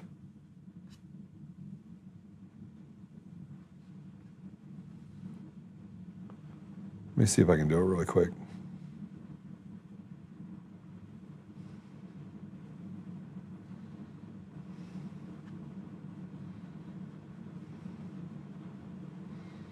I'll just do this really quick, see if it lets me. Oh, it let me in. Okay, good. So I'm gonna slow down here for a minute. I said I'd go over today, so I hope you were looking for more time with me today. You guys didn't put the link in there. Yeah, you did. Pass. You did. Let me read a little bit to you. This was in August of 2025. And I had sent it over to a bunch of people, and I keep asking all these people that are professors, will you come out and talk about this? And I finally found a few people that are willing to testify to this, right? I'm like, listen, let me show you how to convert what he did in his doctorate dissertation over to the math that would be needed inside of elections. This is why they hunted him, which means that the CIA and intelligence community had to be actively involved in this. They had to. They had to go looking for him. He had to be recruited into this idea that he could, through this process, change the course of history forever for our nation. It took someone like Coomer, someone super smart, but troubled. You would have had to be a troubled individual, a tormented soul, in order to do what he's done over the last 20 years. And I'm not just talking about stealing elections and creating a system that would allow for fraud to be pushed on the people of multiple nations. It would be the sadist part of being so powerful that you get to do things to influence history. But then doing it and saying, well, I wanted to destroy this society anyway. You would have to be that type of person. So let me read it for you. Are you ready for this? I'm going to do a lot of this. I'm going to do a lot of this. I've had enough of the BS. The part you're not going to get in this report, of a couple dozen Venezuelans from 2006 Genesis, 3 became whistleblowers in 2020. 1 was murdered in 2022. That'll be a story all in itself. So much for perfect villain. No, I'm pretty sure he is the villain. And what I'm referring to is that he had an article written by the New York Times that basically walked past all the things related to Eric Coomer and act like they didn't exist. From social posts to being a Satanist to the multiple DUIs to the heroin addict, made him look like a hero. Again, making the perpetrator the victim, and making the victim the perpetrator. The name Eric Coomer has become synonymous with the swirling controversies surrounding the 2020 U.S. presidential election, which questions of voter fraud and technological manipulation dominated headlines. As a former executive at Dominion Voting Systems, Coomer's career trajectory from the nuclear engineering PhD to the pivotal role in election technology raises questions that span decades, continents, and a web of companies with murky histories. Reviewing the logic based on his recruitment by Sequoia in April 2005 as chief architect, his presence during the 2006 investigations into illegitimate elections, and over 16 years with Sequoia Dominion have multiple transitions. This article weaves together a comprehensive narrative. It integrates his academic background, patent innovations, corporate roles, and the tangled relationships between Sequoia Voting Systems, Smartmatic, ES&S, Premier, and Dominion, alongside persistent suspicions of impropriety. Consistent, dating all the way back to Cephas saying we cannot have Venezuelan elections influencing what we did. Think Devil's Playground, Venezuela. You know, I often, or I'm going to sit here for a second, I often equate what's happening to this with the Lion King. Mufasa dies, the other lion comes in, destroys it, turns everything dark. Look at what happened in 2004 in Venezuela. It was the third richest country in the world, most prosperous economic system in the world. Fast forward to 2000, by 2011, you had doctors eating out of trash cans. You had people that were highly educated, couldn't seek work. An economic system that collapsed on itself. The first of many to show what they can do in the United States. And it became the epicenter of the election system that was brought to the United States to be used against the American people, Smartmatic. And in 2005, on the heels of what happened in 2004, putting Hugo Chavez in his positions of trust and authority as the president of the country, even as the United States knew it was a fraudulent election, it allowed Smartmatic to come in and buy Sequoia, which had 17 states in the District of Columbia under its belt. It took not more than a year later. They're like, whoa. And CIFIS, an organization that oversees national security threats in the United States, immediately did what? Came out and said, no, you have to sell. And there's more to that as well. The people that were put in positions to oversee that, guess who worked underneath them as the chief architect the entire time? And why was the chief architect, Eric Coomer, then moved out of the role of chief architect into something that was much more benign? They already had it, I guess. Let me show you how to implement it, I guess. Let's read more.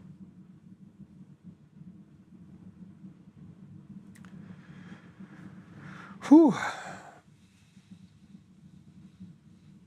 It calls for more suspicion than Al Capone has as the head of the crime family. The reality, as pieced together from public record, leaked documents, media reports, paints a picture of smoke where the implications are profound, particularly in exploring whether a single individual like Coomer could theoretically implement subtle manipulations through mechanisms like rootkits or mail-in ballots by way of machine manipulation.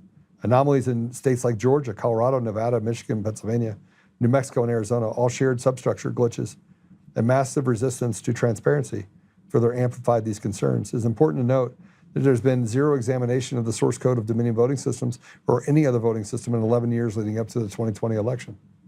Zero. Cursory verification was done.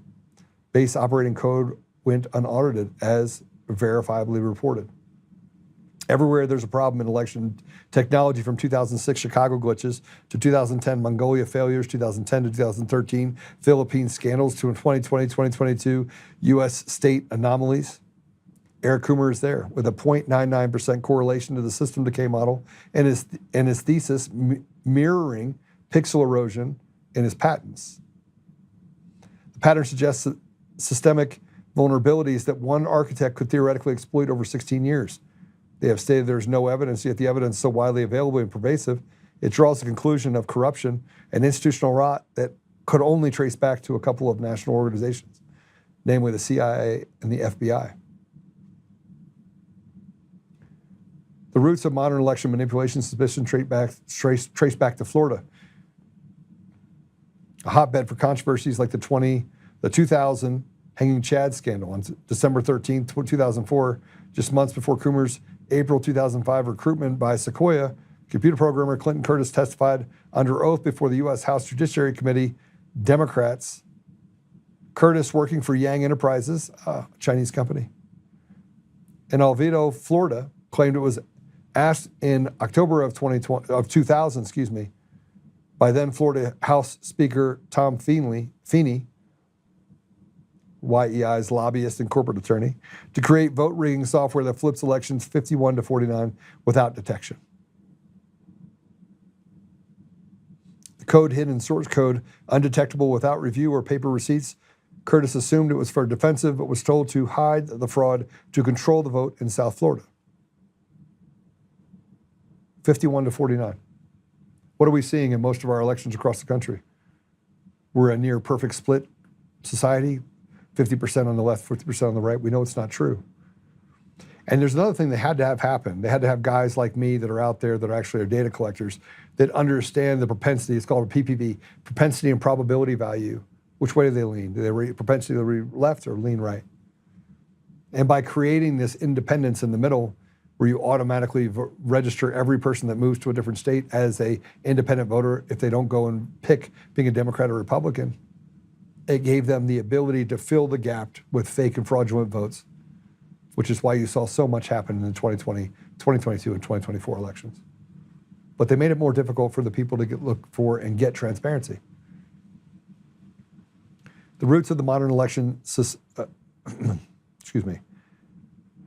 YEI's ties add intrigue. Curtis reports Chinese spy Henry Ni at Yi hacking NASA contracts and sending anti-tank missile chips to China. Ni was arrested in 2004. Florida's proximity to Smartmatic's Boca Raton founding 2000 and Venezuela-linked founders Venezuelan Chavez contracts is notable. Smartmatic won Venezuela's 2004 referendum amid fraud claims. Writes as Curtis testifies. This Venezuela-Florida nexus with YEI's CCP ties via Ni sets a suspicious stage for Coomer's entry into Sequoia, Smartmatic-owned, Venezuela-funded.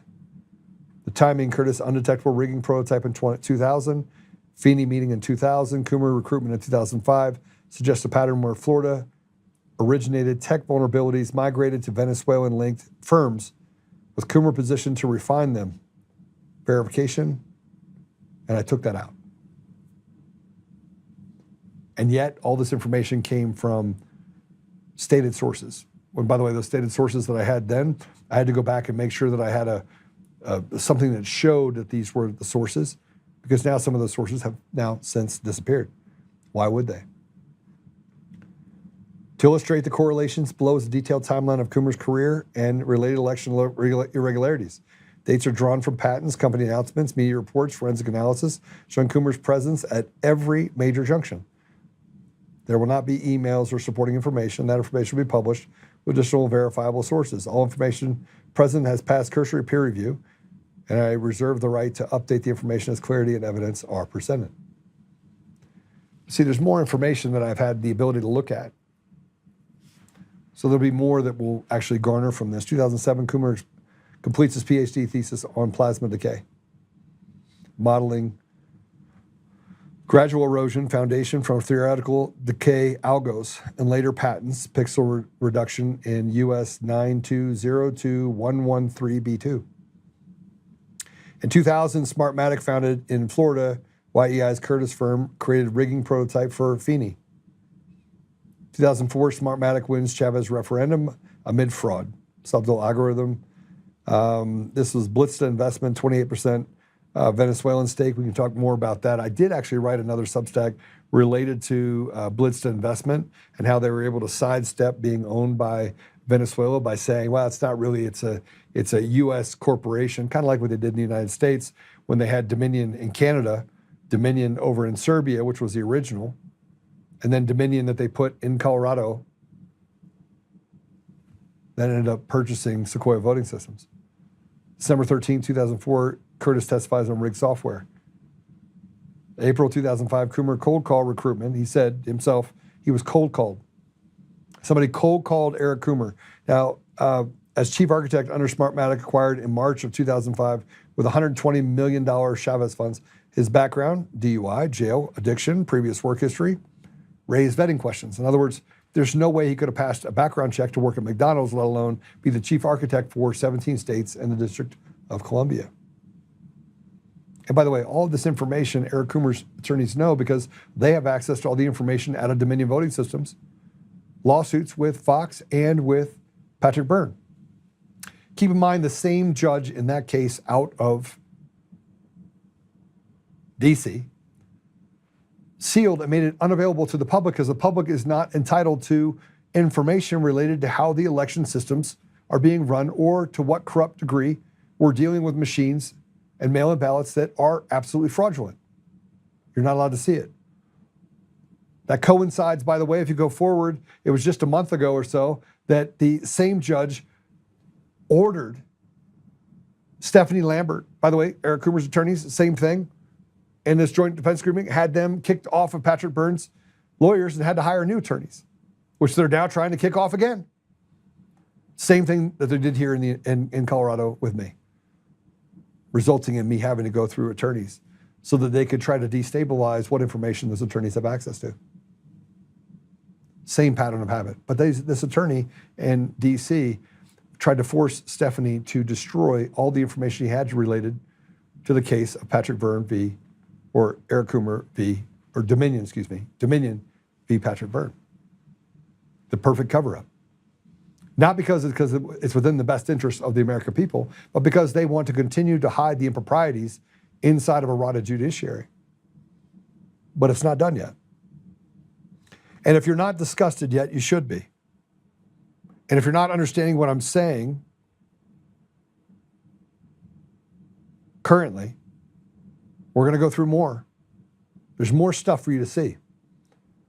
Because I was called a liar. All he had to do was say this. All Coomer had to do was this.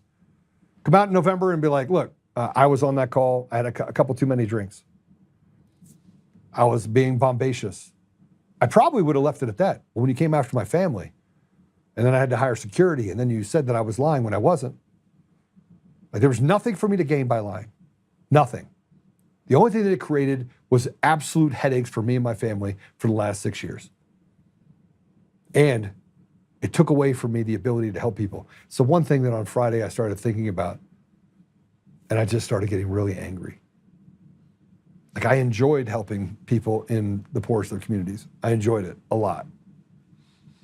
I enjoyed helping people in need. It's what I thrive doing.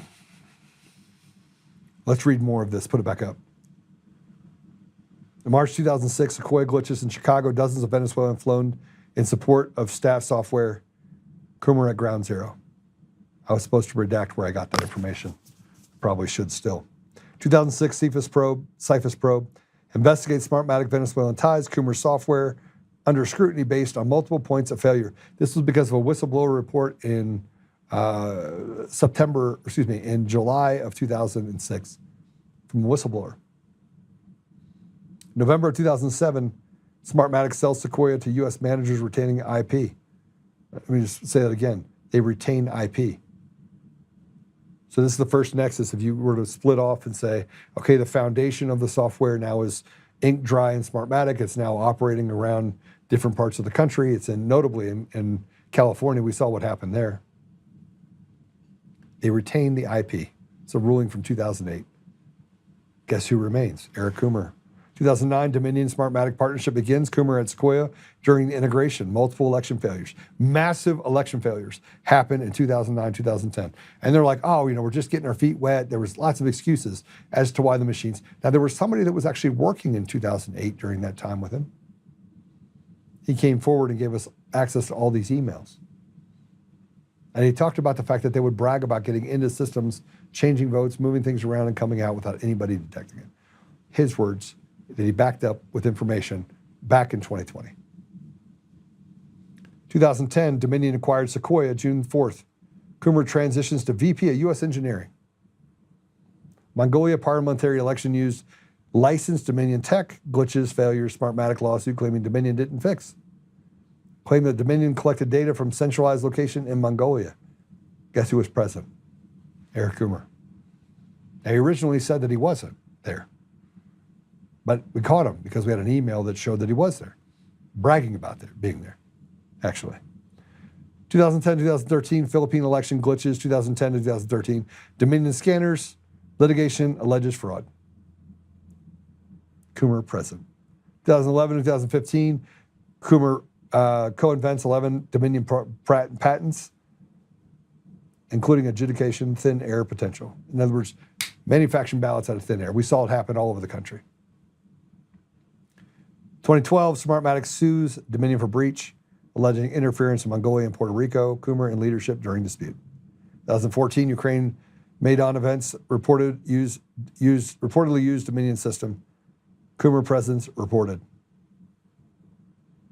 2015, 2018, Smartmatic bribery in Philippines. There's an indictment in 2024. Coomer at Dominion. 2016, Dominion Serbia data center built by Roaming Networks, Huawei partner.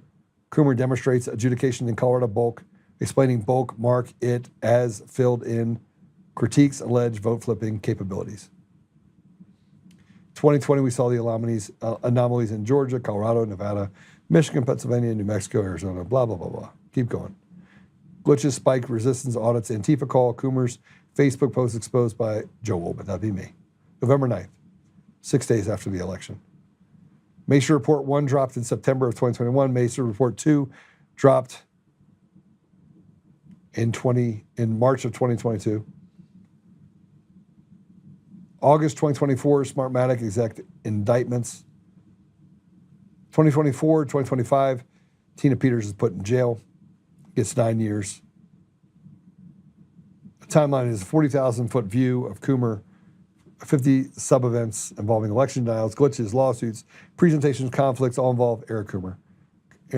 Coomer's decay thesis, erosion, mirrors patent pixel manipulation with anomalies, glitches, fraud, claim tracking his role from Chicago 2006 all the way through the 2020 election. Coomer's personal history mimics improprieties within the election industry nearly identically.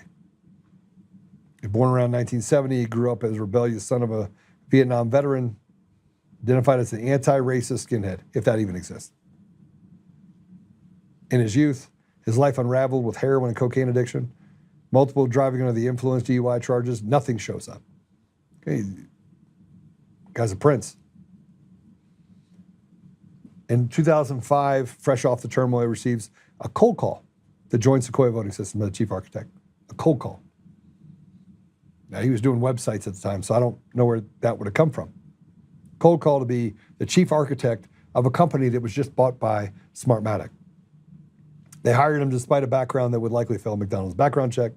Marks an odd pivot. Sequoia was then owned by Smartmatic, a Venezuelan firm founded in 2000 by Antonio Mujica, Alfredo Anzola, and Jorge Massa, which would leverage $120 million from a Hugo Chavez's 2004 referendum contract to acquire Sequoia in March 2005. Now, we know that's not likely. The Florida connection is striking. Curtis 2004 testimony, the lobbyists that are connected to China, who then gets indicted. And you see these indictments happen all over the election systems.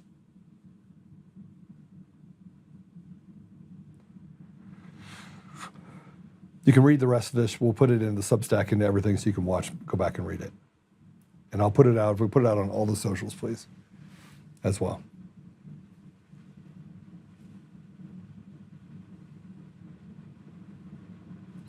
The information that came out of the Dominion v. Patrick Byrne case, as Stephanie Lambert dug into it, remember she was the one that was charged in Michigan. She just actually had those charges thrown out. Came forward and said these are crimes that were committed by people, and one of the people in particular was Eric Coomer. Now, the information was so sensitive that Dominion freaked out and said we need to seal this information from the public view. And so the judge, because of ex parte communication that happened because of a third party that was acting to liaise that information between Dominion and the judge.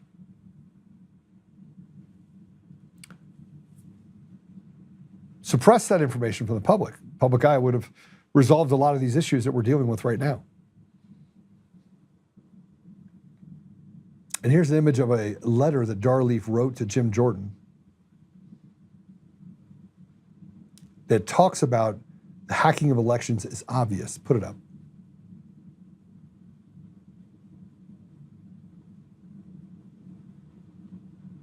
C47. Can we put up C4? Let me read this to you if I can. And I told you before, there's more to this because I want to talk to you about the fact of what they've said and the lies that they continue to actually tell. But they told those lies on Friday, and every time they told them, I was like, oh, that's important. Let's listen to what they're saying and not what they didn't say, not what they did say. This is on March 17th of 2024. This is to Jim Jordan, which, by the way, is acted like the hot potato is just too hot. Again, we have the House, we have the Senate, we have the ability to make and effect changes, and yet I still believe that we're going to have to institute martial law in order to get ourselves out of this. It is the only lever left on the table. And that leads to indictments. And everyone says that, Joe, it's a little crazy that you'd have military tribunals. It's really not.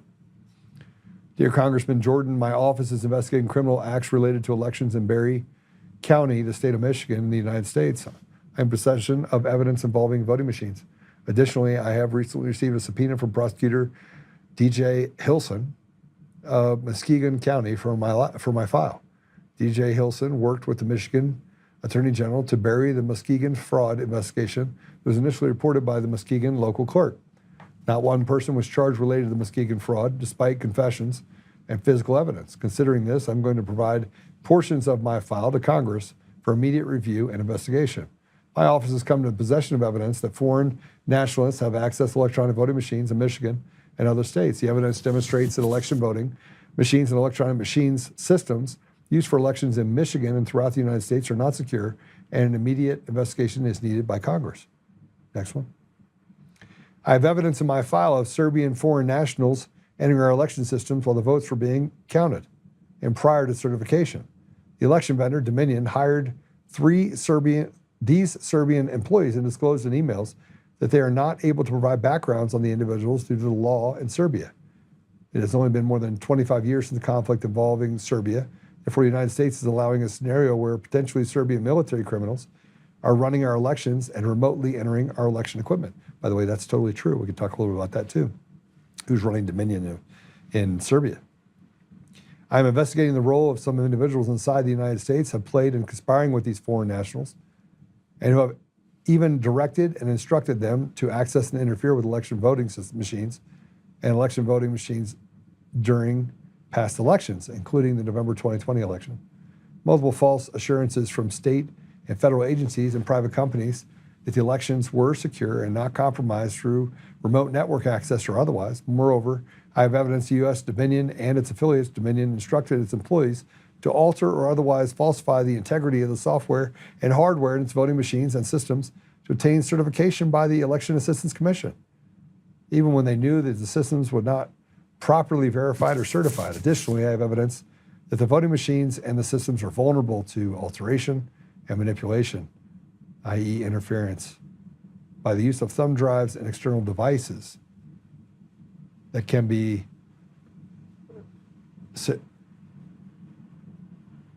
serendipitously connected to voting machines before, during, and after elections.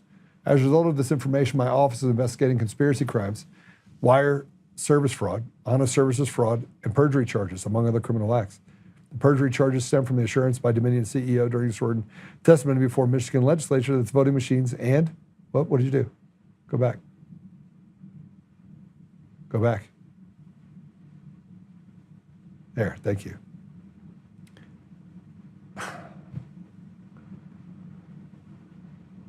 Can you go to the next one? You literally hit the button. Can you go back? Go forward, sorry.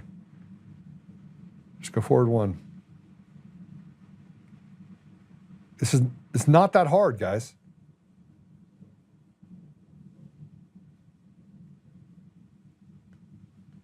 third picture.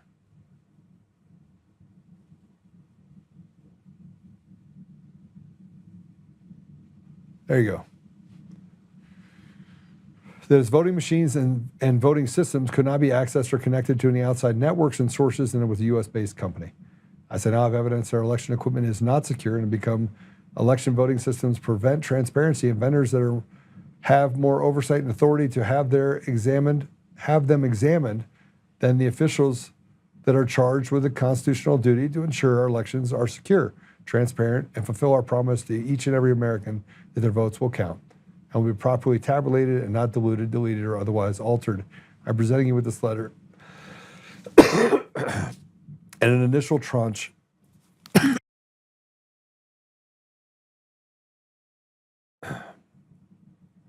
of this evidence that you will review it and be compelled to investigate this matter and call those responsible for the breach of the Constitution to give testimony concerning these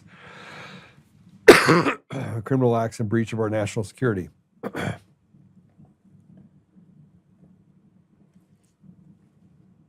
These matters impact not only us here in the state of Michigan, but every citizen voter in the country who relies on the constitutional promise that each legal registered citizen vote should have one vote, and that vote should correctly reflect his or her will and choice.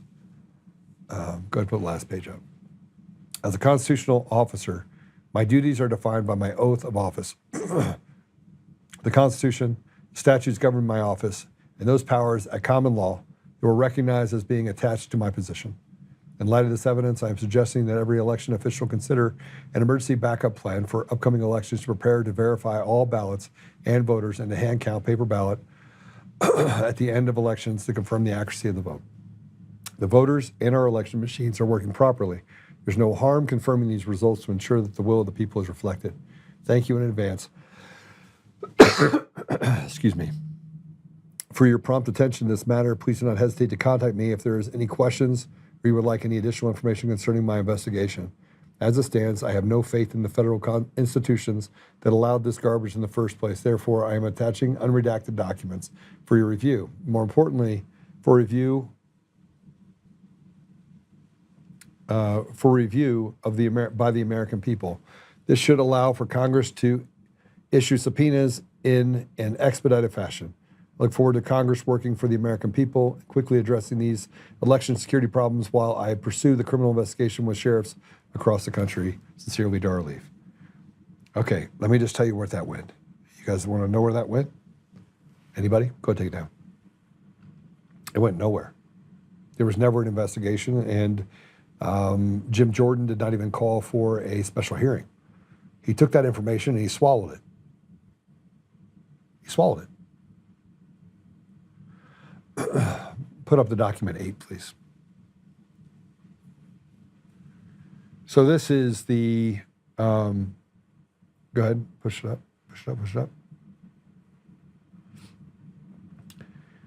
This is the supplement regarding the Dominion voting system subpoena. Now, I want to be really clear. I went ahead and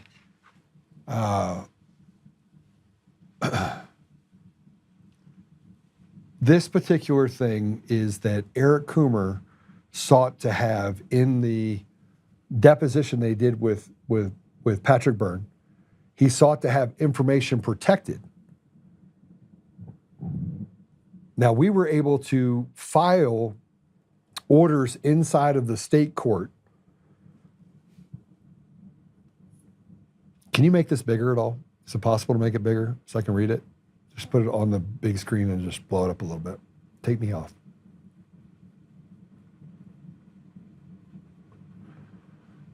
We can't make it any bigger? I can try to read it. Let me just try to read it. Well, it's not going to help if I can't read the whole thing. There you go. All right, that works. Come now, the defendant, Joseph Oltmann, go down through. Hear this, go to this. On January 16, 2026, 10 days prior to Eric Coomer's deposition, and the Eric Coomer, why did he move over? What? Okay, there you go. In the Middle District of Florida, Coomer filed a motion for protective order, seeking to limit the range of topics on which he could be deposed. Specifically, he sought to preclude inquiry into foreign and domestic election interference, his role in the election interference, and what Dr. Byrne described as an ongoing criminal investigation into those matters. Coomer expressed an intention to invoke his Fifth Amendment privilege and engage in substantial hand-wrangling over what he characterized as Byrne's and her counsel's intention to probe Coomer's participation in an international conspiracy to interfere with the 2020 presidential election in the United States, including working with actors from Venezuela, Serbia, and China. He sought to place all such inquiry off limits, as well as inquiries into criminal conduct such as money laundering or bribery of public officials, access to ballot images, source code changes, post certifications, honest service fraud, misleading municipalities with splash screens, and implementing and distributing versions incapable of counting write-in candidates with no disclosure to state or municipal government. Dr. Byrne is privy to materials related to Dominion in the U.S. Dominion Inc. versus Patrick Byrne case, as in Dr. Coomer.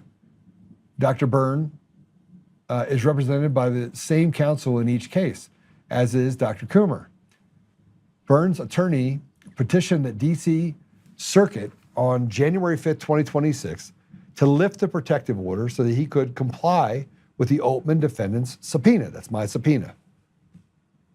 You went too far. Can you please go down?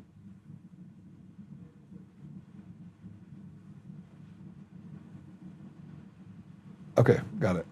On January 22nd, 2026, Dr. Byrne responded to the motion. He asserted the defense of substantial truth and explained that it was entitled to inquire into the circumstances with a wide network of Dominion employees, contractors, and manufacturers to allow alteration to tally results in the November 3rd, 2020 election. In other words, Dr. Coomer wants the court to deny Dr. Byrne the opportunity to obtain evidence which proves that the statements in the deep rig and the implications of the statement are true. Dr. Byrne explained what evidence it currently possesses and established Dr. Coomer's involvement with former Venezuelan election officials, some of whom are now under indictment in the United States, and a history of Dominion's purchase of Smartmatic, also under indictment. With his subsidies, Sequoia Voting Systems, Dr. Byrne has provided documentation establishing Eric Coomer's shares patents with former Sequoia employees and a Serbian engineer tied to Huawei. According to Byrne, exposition of the materials produced by Dominion in the DC case, they established that Eric Coomer was a major participant and coordinated with others at Dominion, which the discovery documents testimony would be utilized by Dr. Byrne in his truth defense, and that the statements made in the deep rig were true. On January 23rd, 2026, Dr. Byrne filed an addendum in his response, in which he set forth contained admissions by Dr. Coomer in response to discovery requests. As part of his job responsibility and marketing activities, remember he said he was marketing now, not the chief architect, which he was. Which, by the way, that's what you do when you're basically trying to hide someone, just so we're clear. As his job and responsibilities and marketing activities, Eric Coomer previously met with individuals of foreign countries to discuss Dominion equipment. Eric Coomer discussed vote adjudication software with internal Dominion employees he understood to be from foreign countries. Eric Coomer discussed election system code with internal Dominion employees he understood to be from foreign countries. Eric discussed programming at a code-based level with internal Dominion employees he understood to be from foreign countries. Mission 35. Serbian employees had the ability to connect to Dominion equipment in Dominion's Denver office to troubleshoot technical issues, clarifying this was distinct from remote access to Dominion's equipment fielded in customer jurisdictions. But just keep in mind, you have to have one to do the other. During Dr. Coomer's deposition on January 26, 2026, he made the following admissions in direct contradiction to his testimony in Georgia grand jury proceedings, in which he testified, "I'm going to ask you, did you rig the election campaign?" His answer was, "No, I didn't, nor would I even be able to." What does that mean? I'm not able to. I don't have the access. I don't have the ability to explain any of these vulnerabilities, and it's not me. I mean, counties, states run elections. Dominion just builds the hardware and provides them the software. We do not run elections. I do not have, nor do I have the technical capabilities to be able to, compromise all the security and processes that are in place that would be needed to affect an election. In the January 27th, 2026 deposition in Tampa, Florida, Dr. Coomer made a number of admissions, including he admitted in his deposition he had access to the tally, and he had accessed it live and printed it during the 2020 presidential election and primary. He admitted the foreign and domestic contractors could remotely access Dominion machines. He admitted that Serbian contractors could have accessed and altered the application system. He admitted that he had contact with Serbian contractors prior to the 2020 election. He stated he did not know whether foreign contractors could remotely access Dominion machines during the 2020 election. He was the chief of Dominion's security team. He admitted he had provided high-level guidance for certain implementation of the voting system, which covered multiple states. He admitted to having been the chief software architect for Sequoia voting systems, later acquired by Smartmatic, and in turn Dominion. He admitted in writing source code for that system. He admitted that domestic and foreign programmers and personnel had access to the Dominion voting source code repositories. He admitted to having remote access into the Dominion management system and remote desktops at the election centers via VPN. He admitted to having access to integral testing environments, system logs, and audit logs. He admitted to having monitored the results of the Chicago-Cook County election in real time on November 3rd, 2020, being able to see the vote tallies prior to certification. He admitted that when a trusted build is installed, it would wipe all of the data from the prior elections, which is directly contrary to the testimony in the Tina Peters case in Mesa County. He admitted that Venezuelan nationals were providing support in the Cook County elections and had access to the voting systems. When asked about his offshore bank accounts, which he had denied owning, he was instructed by his counsel not to answer for reasons of safety. But counsel indicated he does in fact own such accounts. Like Dr. Byrne, Mr. Oltmann, and the extension, the Oltmann defendants, intend to present the defense of substantial truth at trial. They intend to prove that contrary to the averments to the second amended complaint and all prior versions, to his deposition and trial testimony, and to his verified discovery responses, Eric Coomer did, in fact, have the motive, methods, opportunity, means, intentions, and ability to interfere in the 2020 presidential election, and that he was a part of a common Smartmatic Sequoia Dominion international network, which was largely unchanged for 2 decades, that Eric Coomer was a leader and central player in the network, and that Joseph Oltmann reasonably believed he had interfered in the 2020 election. Dr. Byrne, counsel, advised the court of the Middle District of Florida that the Dominion production contained evidence of the network of individuals carrying out the same act of manipulation, deletion, and remote access. But the counsel could not provide greater detail without violating the protective order. The Oltmann defendants are entitled to the discovery evidence they required in order to prove their defense. Eric Coomer and the joint defense partner, Dominion Voting Systems, and its affiliates are not entitled to hide this critical evidence from them regarding of how compromising it is.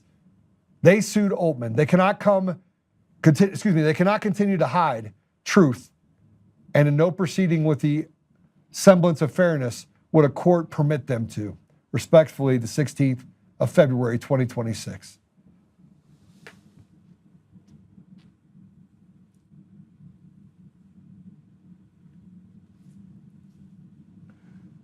Don't worry about it.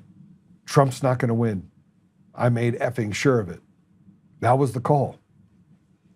Now, I told you we were going to go over today. And I told you we were going to go over because, the critical part about this entire deal is what it's done to me. I've aged 20 years.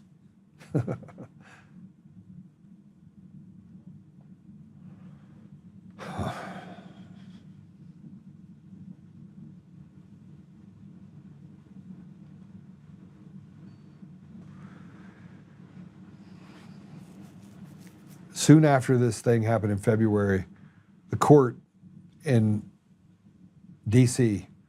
ordered the destruction of all of the information that was in possession of Stephanie and others.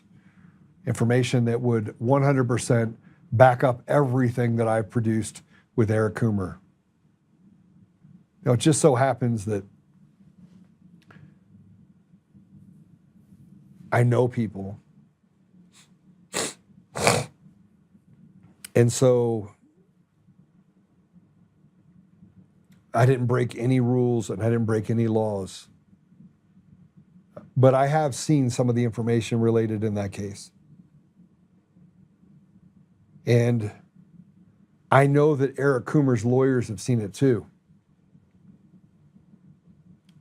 And so as I sit here and I go, you're playing the game and you're fixing the court, but you don't have any leg to stand on. Your client is in the middle of everything that happened in this country that has ripped this country apart for nearly a decade. And it's been going on for 2 decades.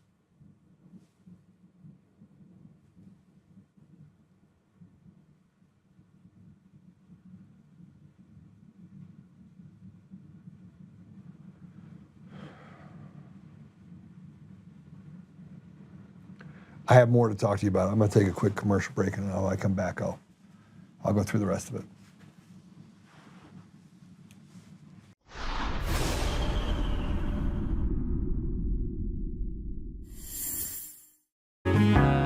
Oh, hi. I almost didn't see you there. Welcome to DCF Buns, where you can find the freshest buns in town, if I do say so myself. Oh, our master bakers teach class every week. So whether you're new to baking or trying to improve your culinary skills, we got you covered. And we can help you bake the cake of your dreams. We'll even clean your cake if you want. And if you don't want to bake anything yourself, we have loads of fresh buns available in a variety of shapes and sizes. Check us out at dcfbuns.com to learn more. DCF Buns, we keep the buns hot and the deals hotter. Buns. In every thread, in every stitch, Honor-Bound USA weaves the fabric of the American spirit. It's not just apparel, it's a testament to God, family, and country. At Honor-Bound USA, we're a family of patriots who put our faith, family, and America first. When you visit our website, you'll find a line of products that embody our commitment to pray, stand, speak, and act. As the official site for the Untamed podcast, all of our products proclaim speaking the truth with courage. We also have the powerful documentary from Professor David Clements, Let My People Go. Identify yourself as one of the few who are willing to stand for what they believe in. Join the Honor-Bound USA family today. Wear it as a badge of honor, commitment to the values that shape us, and a pledge to the bright future we will build together. Because when you're honor-bound, you're not just wearing a brand, you're embodying a lifestyle.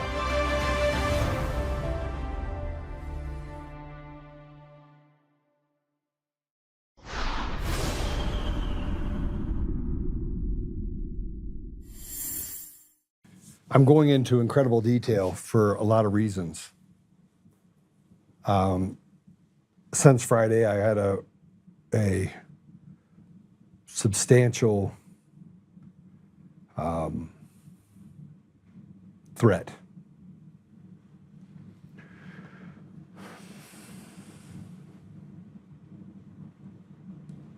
And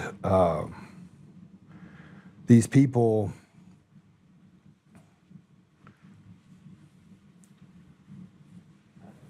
these people can't stop it from coming out, but they're placating President Trump a little bit.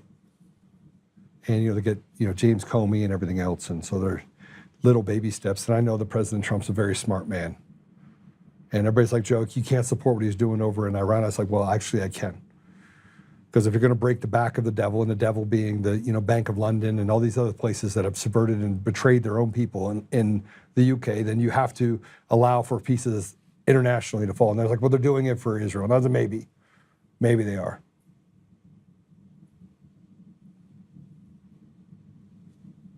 But here's the reality. I didn't lie about Eric Coomer. I didn't want to. I believe that you have this thing where God gets you in the middle of things, and I wish he wouldn't have.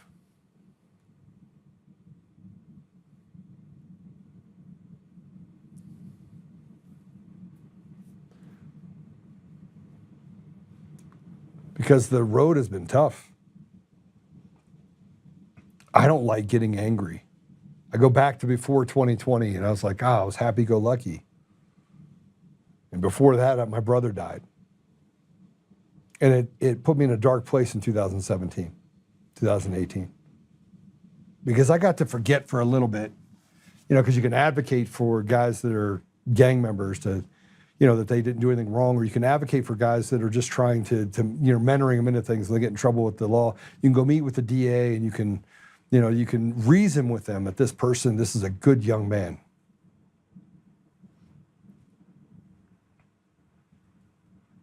Then my brother died, and I saw them cover up the murdering of my brother and the lies. And it hurt. And I didn't know in 2020 what I'd be facing. And I know the Coomer's lawyers are listening. I know Eric Coomer's probably listening. But they're just not truthful. And they say things like, your obsession. I don't have an obsession. I have an obsession with the truth. But let's bring this up. This is the Tay Anderson subpoena.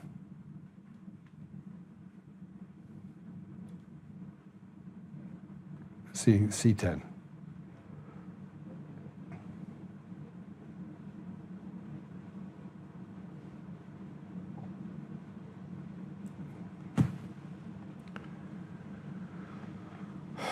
This is a subpoena to produce documents to Antwana Anderson, a.k.a. Tay Anderson. Go up, please. Okay. This just tells you that we were able to serve this on him and see the exhibit. And this tells you what he has to do, and this is the attorneys for plaintiff. To identify the parties. Go ahead, just go through that. Get through that. There you go. So this says that it's served on you by counsel. Pursuant to subpoena, please produce the documents, records, information, things or objects described herein for inspection and copy in accordance to Rule 45 of the Colorado Rules of Civil Procedure and the instructions and definitions provided below. And they've stipulated this is under a confidentiality order, is attached. In other words, we have something that says that we would not put this out anywhere else. And is directed, intended to cover all responsive documents and materials within your possession, custody, or control, including those accessible through your access to any of and all programs. Keep going. Reference below to the extent that Tay Anderson has the practical ability to obtain, access, use, or request such documentation in the ordinary course of business, including by virtue of shared personnel, infrastructure, legal representation, or integrated business operations. Such documents are to be considered within its control for purpose of the subpoena. If Antoine Anderson, aka Tay Anderson, displays access or control over the responsive documents held by other organizations or withholds such documents or otherwise contends its lack of ability to obtain them, please advise us to separate subpoenas, if necessary, letters, rogatory, or, I don't know what that word, I can't see it, may be issued. Thank you in advance for, I'm going to put on your glasses, Joe. Thank you in advance for your prompt response to this matter. Okay, go ahead. Now, let's go down. Stop. So this is what I asked for from Tay Anderson. Now I'm going to show you why this is important. Because Tay Anderson had an affidavit. We're going to talk about that. Unless otherwise specified, these requests generally seek to produce the documents, records, information, things, or objects created, modified, or otherwise related to the time period from January 1st, 2020 through December 31st of 2021, the relevant time period. Complying with the subpoena request, call for the production of all responsive documents, things or objects in your possession, custody, or control, whether held by you or past or present agent, employee, representative, acting on your behalf. These requests also call for responsive documents, information, or objects that you have a legal right to obtain, that you have a right to copy, or you have a right to access, as well as documents, information, things, and objects that you have placed in the temporary possession, custody, or control of a third party. The subpoena is requests are static in nature, seeking documents and information in your possession, custody, and control. Let's see if I got that. As of the compliance state, information, no documentation or information should be destroyed, modified, removed, transferred, otherwise made inaccessible. All responsive documents and information are to be produced as they are kept in usual course of business, including labels, markings, blah, blah, blah. Okay, now let's get to the documents, shall we? Oh, I think you passed some of it.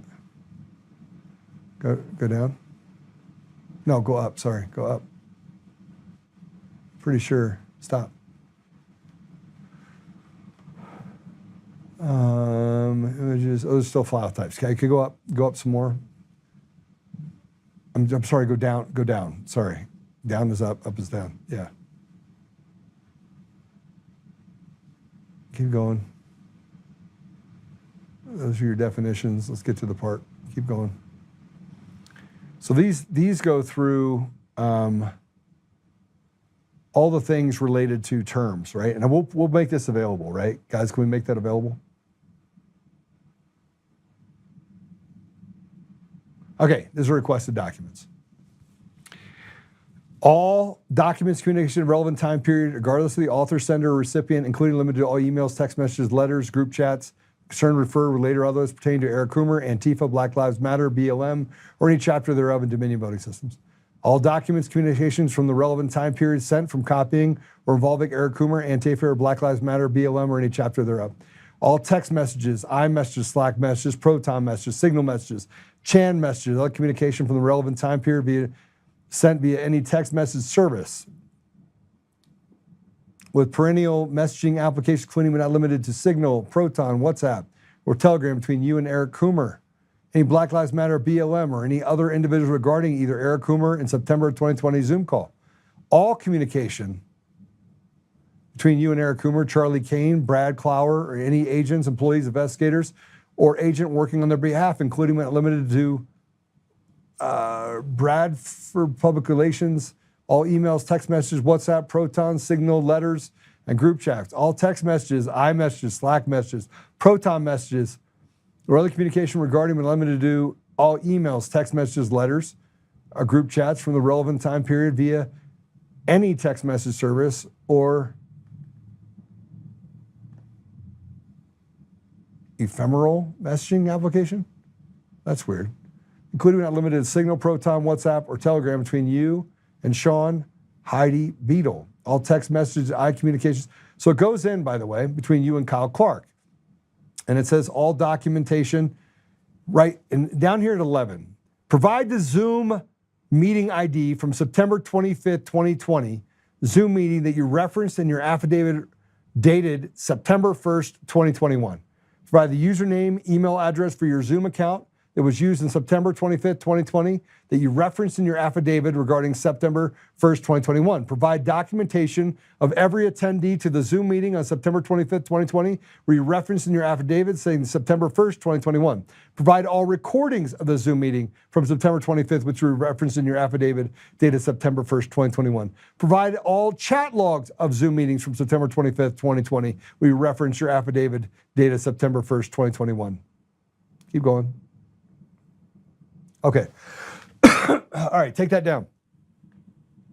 Put up the Tay Anderson. Let's show you who Tay Anderson is.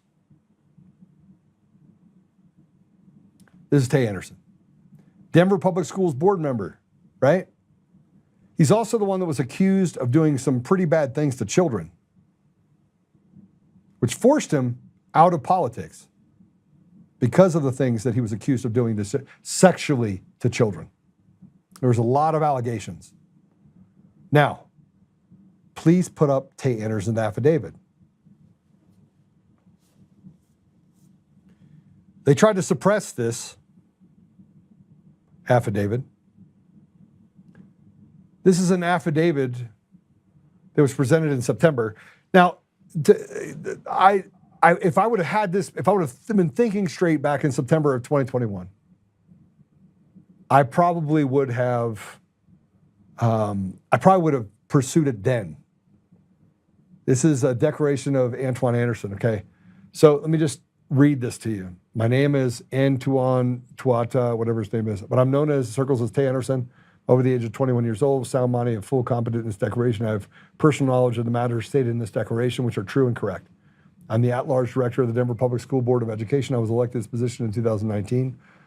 Throughout the spring and summer of 2020, the Black Lives Matter protest movement grew rapidly in Colorado, and specifically in Denver. Following the murder of George Floyd in Minneapolis, the movement drew attention to similar issues here in Denver, specifically with respect to concerns about police brutality.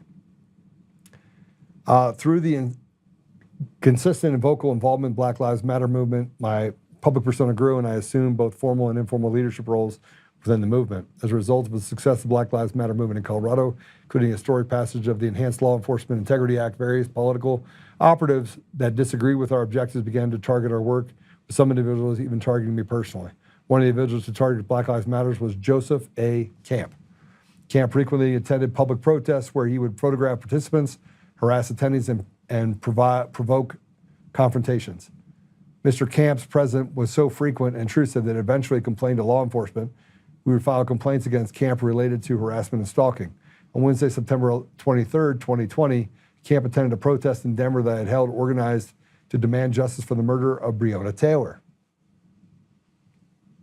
Camp arrived with multiple armed bodyguards who were ticketed for carrying large capacity gun magazines that are banned in the city. As a result of Camp's increasingly aggressive and potentially violent conduct, many members of the Denver progressive community, including myself, were deeply concerned with our own personal safety and that of our community. We scheduled a conference call to address the concerns on September 25th, 2020.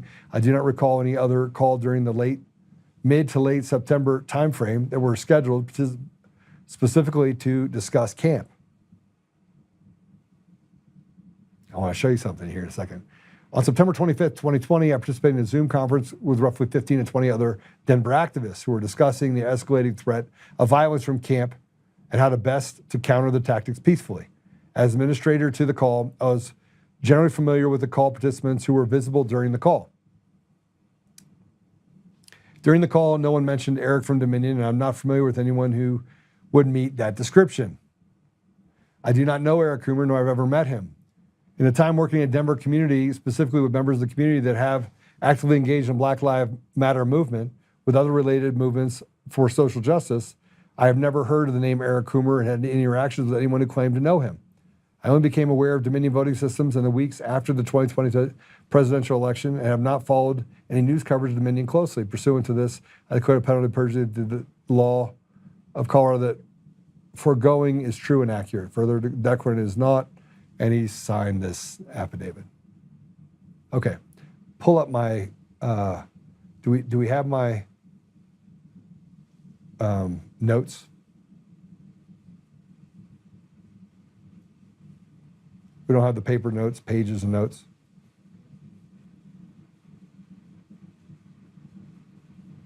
All right, forget it. Anyway, the notes that he references are the things that I talked about in my notes. Breonna Taylor, Tay Anderson was on the call. I was on the call. So he goes out and they find, and I only wrote Tay Anderson in the notes. That's it. So from Tay Anderson, or Tay, I didn't even say Tay Anderson. I think I only wrote Tay. I don't know. Maybe it was Tay Anderson. But I think it was just Tay. But they knew from Tay Anderson to go get an affidavit from this guy in September of 2021. And he knew to write about the things that were in my comments that we talked about. And said, oh, but Eric Coomer wasn't on that call, but there was 15 to 20 other people. So all I want is I want the 15 to 20 other people. I want access to the Zoom call, and so that I can do my own verifications of those people, and I can subpoena all of those people as well. You have a judge in DC that through ex parte communication was limiting and trying to destroy evidence inside the case the same way that they did with who? Yep, Jeffrey Epstein in the Virginia Gumphrey case. Same thing, identical. We can't you can't actually use this information because it's damning to Dominion voting systems and it's damning to Eric Coomer.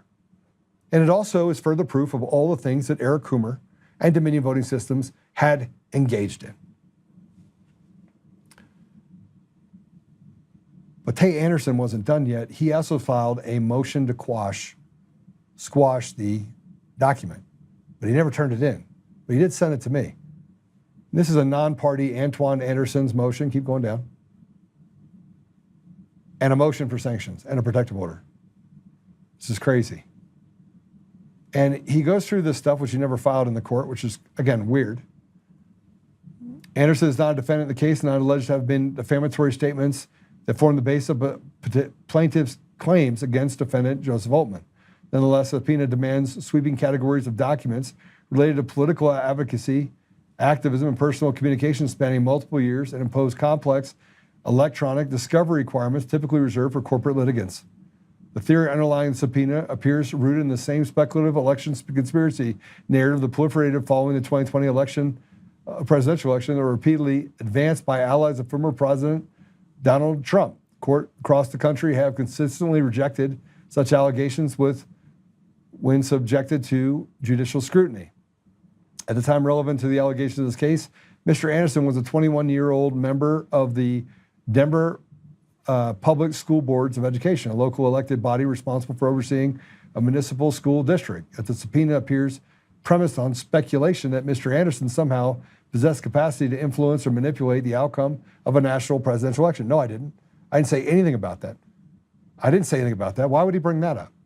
Why would he bring that up? That's not what I said. What I said is I just want access to the Zoom call that you filed an affidavit on. It's very clear. I just read it to you.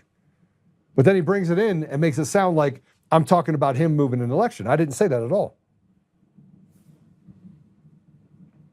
The suggestion that a local school board official wielded the power to secretly affect a nationwide election outcome is not merely unsupported, it's facially implausible. Courts do not permit the subpoena power to be used as a tool to search for evidence supported implausible conspiracy theories, particularly when the target of the subpoena is a non-party citizen.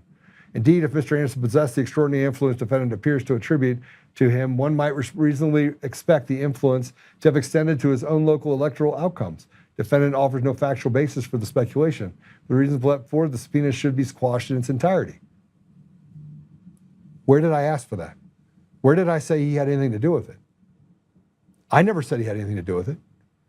What I said is I want access to the Zoom call that you said happened on September 25th. I want emails, text messages, signal chats. I want them all.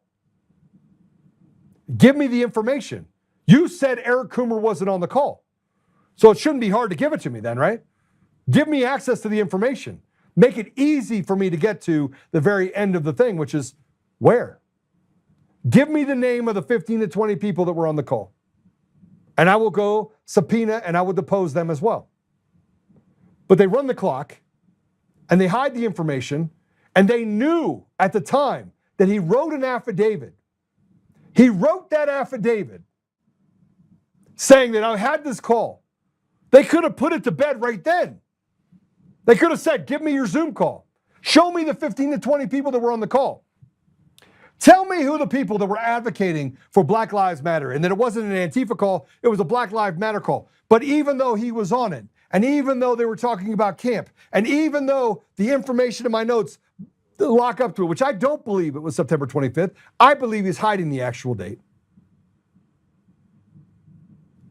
I do. I believe that. Now I want to point something else out. They had the opportunity in September of 2021 to say, give us the Zoom link. Now, in the mean of this, I'm taking punches left and right. People coming from everywhere. Everywhere I was turning, I was getting punched. And it wasn't one lawsuit. It wasn't one article. It was article after article after article. Now, let me show you this. And it's just really simple to me. Whether or not you're on a call is trivial to the fact that you were on the call. And whether or not you actually stole the election is completely different. But all the behaviors that happened after that call make you guilty All the things you did made you guilty, not me. Like, I didn't do it. You lied in an article on December 12th. He lied. Eric Coomer lied. He said that I fabricated all of those social posts, that they weren't him, and I was an imposter. And I was doing this for advertising clicks. I wasn't. I was elk hunting. That's what I was doing. Trying to process what happened on the 3rd, but trying to get away. There was no secondary thoughts of how you could go through this process. It was 100% a breakdown of holy crap. What do I do with this information?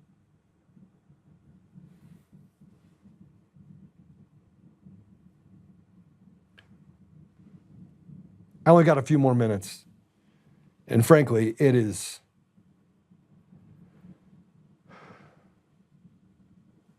So then when I finally find out that the Antifa kid is a pseudonym name, that it was a civil rights activist from the 1800s, which just happened this year. I mean, my goodness. Who only comes forward, which means he had to be involved in this. Somehow he still had to have connections to Antifa. Because how else would he know? It was relatively unpublished. The second time I was fined $1,000 a day. For him to reach out to me means he had to have known. He had to have known somewhere, someone said something. He's like, look, man, in good conscience, I can't do this. Here's what I'm going to tell you.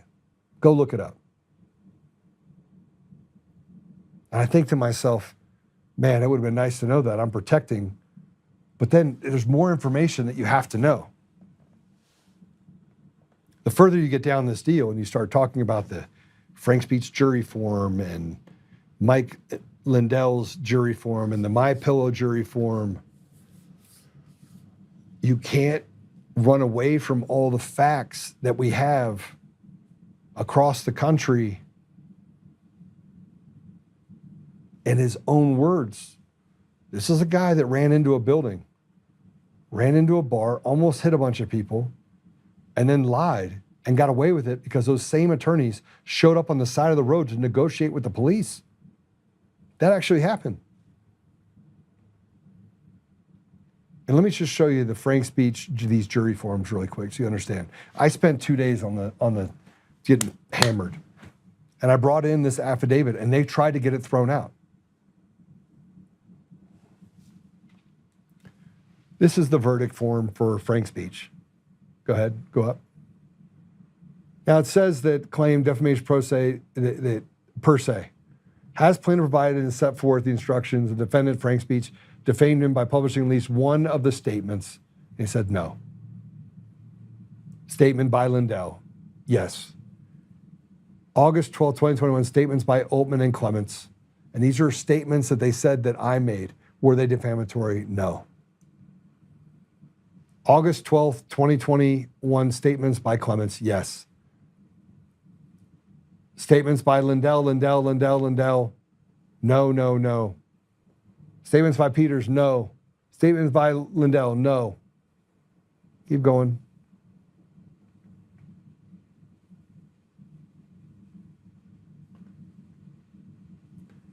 Has plaintiff provided set forth instruction 41 his claim for civil conspiracy against defendant Frank Speech? No.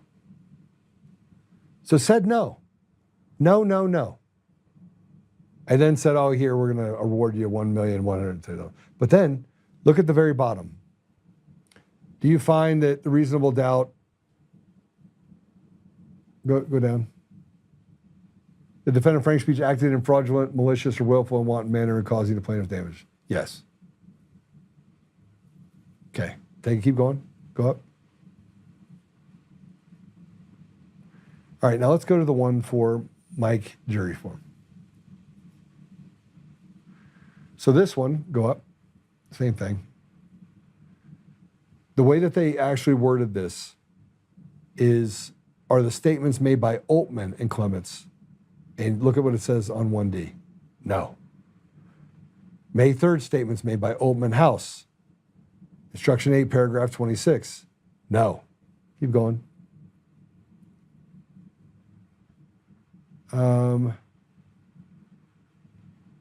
all the statements made by Oltmann are no.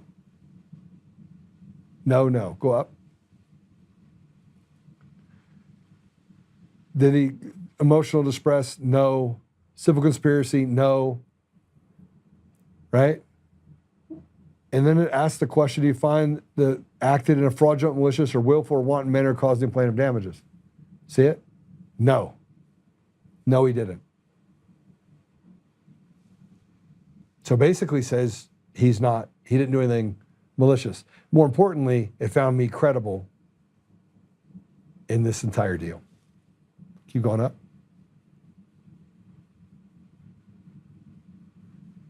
There's 0 for that one. All right, let's go to the next one. This is for MyPillow.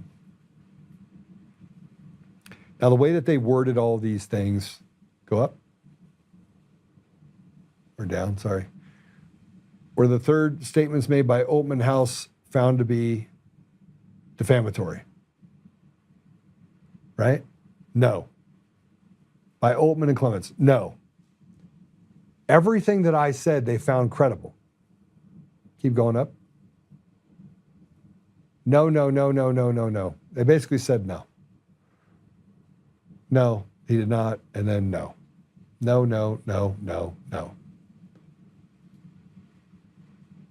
And dismissed it against MyPillow.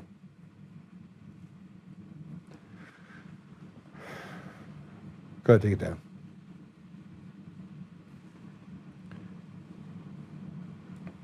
If you stayed with me for the last 3 hours, I've done this several times. I'm going to continue to do it this week.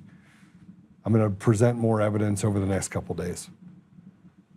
I'll show you the comments related to all of my stuff. I may actually do a complete comparison of Eric Coomer's doctorate dissertation with the math. I'm going to show you how we converted one to the other so that it mimics it, so you understand how that conversion would actually happen. I'll do that maybe Wednesday or Thursday. But I want to make sure there's a record of all this. And if you're watching this, I might have had a record anyway.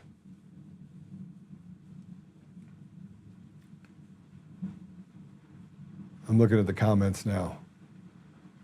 So they can fine Joe $1,000 a day for not providing his confidential journalistic sources, but they are covering up relevant information, case evidence with no consequences.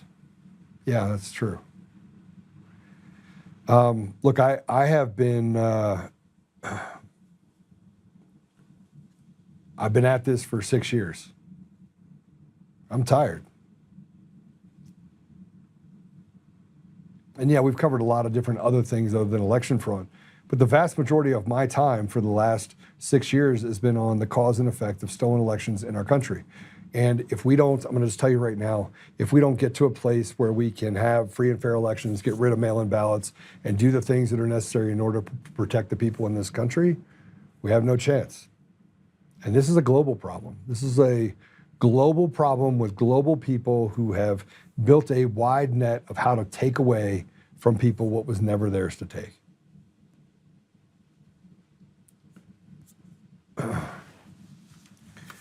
So I'm a danger because I want people tried for treason. Here's what I think has to happen, just so you're clear. We are going to have to arrest people. We're going to have to try people. And yet our judiciary is rotted to the core. We're seeing it everywhere. We see what they did to President Trump. They see what they do to block him at every level. They make sure that that all the things that we do collectively as a group, that all of those things get dismissed, relegated to the sidelines. Now, most of those people don't understand that they're going to come for them first. They're coming for them first. They're going to knock them off one by one because no one can tell the story of what they've done. And so who's going to be the new AG? Who's going to be the one to stand up? Are we going to get to a place where we declare martial law? Is it going to be tribunals? Military tribunal? I don't know. I don't know what you'd call it. Here's what I know. There is a massive, massive amount of unrest with the American people. Democrats, Republicans, Independents, they all feel the same way. They've been betrayed in ways that are hardly recognizable. And while we sit here and we try to come up with solutions, we can't help but see up front and personal just how incredibly rotted our systems are. We can only pray. We can only pray, and we can only stand up, and we can only do the things that are necessary in order to protect our brothers and sisters. I haven't even shown you, but they had the opportunity. And where did I find Eric Coomer? Up elk hunting. And this is the part where it gets really uncomfortable for them. Why didn't they ask Tate Anderson for the Zoom access and the 15 to 20 people that were on it? Why? It would have opened up a lot. So I know that the systems in Colorado are completely, they're compromised. I know that. And yet, we still have to fight. But God. Right, Allie? But God. So I will tell you that you're the ambassadors of truth. You're the only ones that can actually share this. We're going to rerun it a few times over the next couple days. I have so much information. We have Voter GA that's done so much work. We have the people in Virginia and Michigan that have been fighting this entire time. You got Steve Stern that puts up a thing down in Florida. You got people that are fighting everywhere. And yet we need to remember where it came from, the genesis of this was in 2005 when Smartmatic bought Sequoia Voting Systems, 17 states and the District of Columbia, and walked roughshod all over us with a guy named Eric Coomer, who was the chief architect. And from there, he sat around there for 16 years. And during that time in 2008, he got a DUI. He was forced not to be able to drive. Oh, don't worry, that case went away too, and it was in Colorado.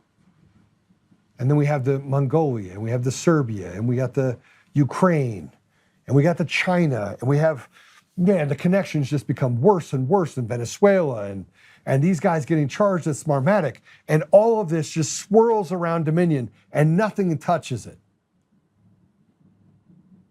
And they get a $787 million settlement. And they're above the scrutiny of having FOIA requests and requests to look in the information. And but God, President Trump was elected. And yet, but God, we know that what happened in 2020 also happened in 2022 and 2024. And just because they were able to stop it from happening in 2024 at a presidential level does not mean that it did not happen down ballot across the board, and they tried to pick and choose what they could take. Our election systems are absolutely fraudulent. And Mr. President, if you get a chance to watch any of this, I would just ask you to look at this one thing.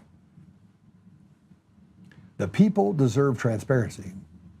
56 cents on every dollar goes to a government entity that they take and hand off in massive fraud deals that ends up in Somalia and imams and illegals and people that came here that have taken advantage of the kindness of the American people. While we step over veterans, while we step over Americans that need that same support, while we don't address the systemic breakdowns in education or the things they've done to take away trade schools or what they've done in the pharma to put drugs in front of us and a vaccine in every needle that you have to have, or just the pushing down flock cameras on every corner so they can watch every move we make. And frankly, maybe you do need it because you got so many radicals in this country that are even in office that maybe it's the only relief valve we have. But then you don't prosecute them anyway, Mr. President. The only way we get through this is to have a Julius Caesar moment, because we don't know how many judges were appointed. We don't know how many laws were passed. We don't know how much damage was done, how many things were stolen from the American people that were at the hands of people who were never elected, they were selected. And once you get to that place where you can see it clearly, than the American people, who 82% want the SAVE Act passed, but nobody in Congress can do the will of the people. That should show you everything you need to know about the fact that we are captured by someone that cares very little about the American people. 6 years, I've matured quite a bit through this process. And what I want justice for once. For once in our life, I want the American people to win one. And by win one, I mean just get the ability to have their voice be heard, to undo the damage that's been done to our country and to our children.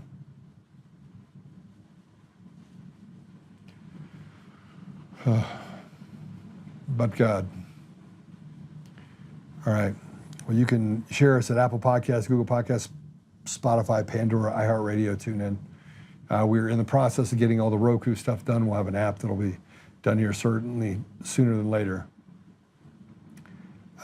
We are also going to, I don't know, we have some other stuff that's going to be pretty cool. We're bringing in like a Bible app that'll let you interact with the Bible. It's going to be pretty cool. We'll see.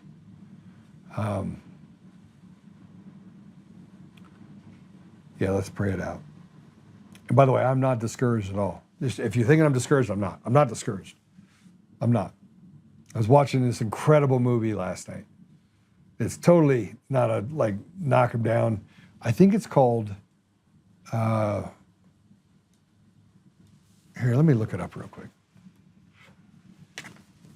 Let me look it up. I think this is an important stop for a second. We'll just look it up real quick. Oh, it's 5 o'clock. I got to go. Let's pray it out. Sorry. I'll tell you guys about the movie tomorrow. Anyway, it's a great movie about an octopus. If you know which one I'm talking about, it's a Netflix show, but it was on, what was it called? Hulu? Yeah. Anyway, I'll send it to you tomorrow. Father God, thank you for the time that we had together. Thank you for the ability to kind of walk through some of this information and just reason with people about where our elections are and recognize just the innate evil that we have that is consuming much of what we have as a country. We know we can see it. We know that our elections are fraudulent.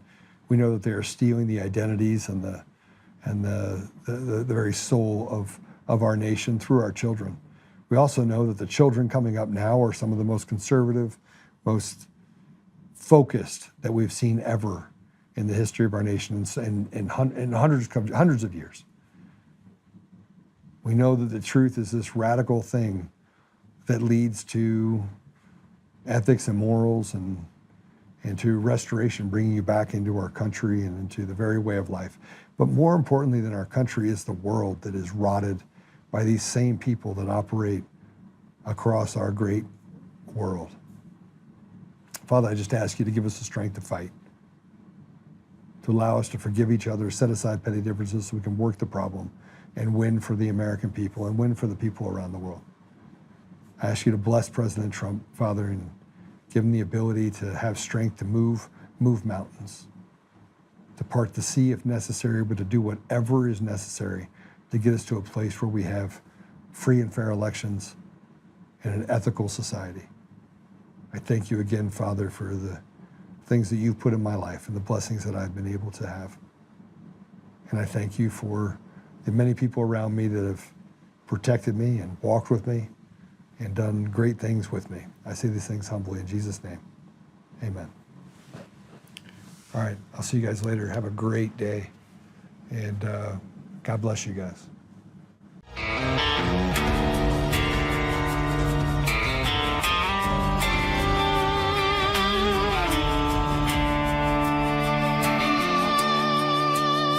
Rise up untamed in the heart of the fire where the wild ones roam. Joe Oltmann's calling, bringing truth back home. From conservative daily to this untamed fire, we shatter the silence, lifting spirits higher. No chains can hold us, no lies can prevail.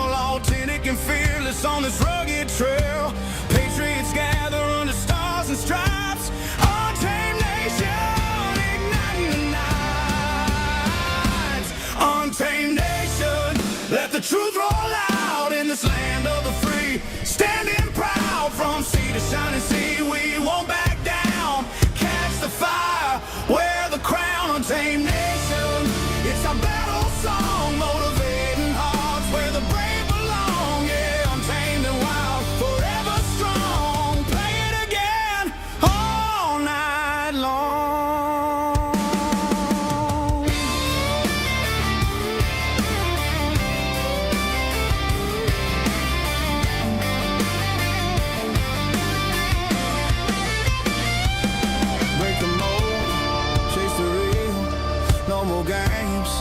time to heal.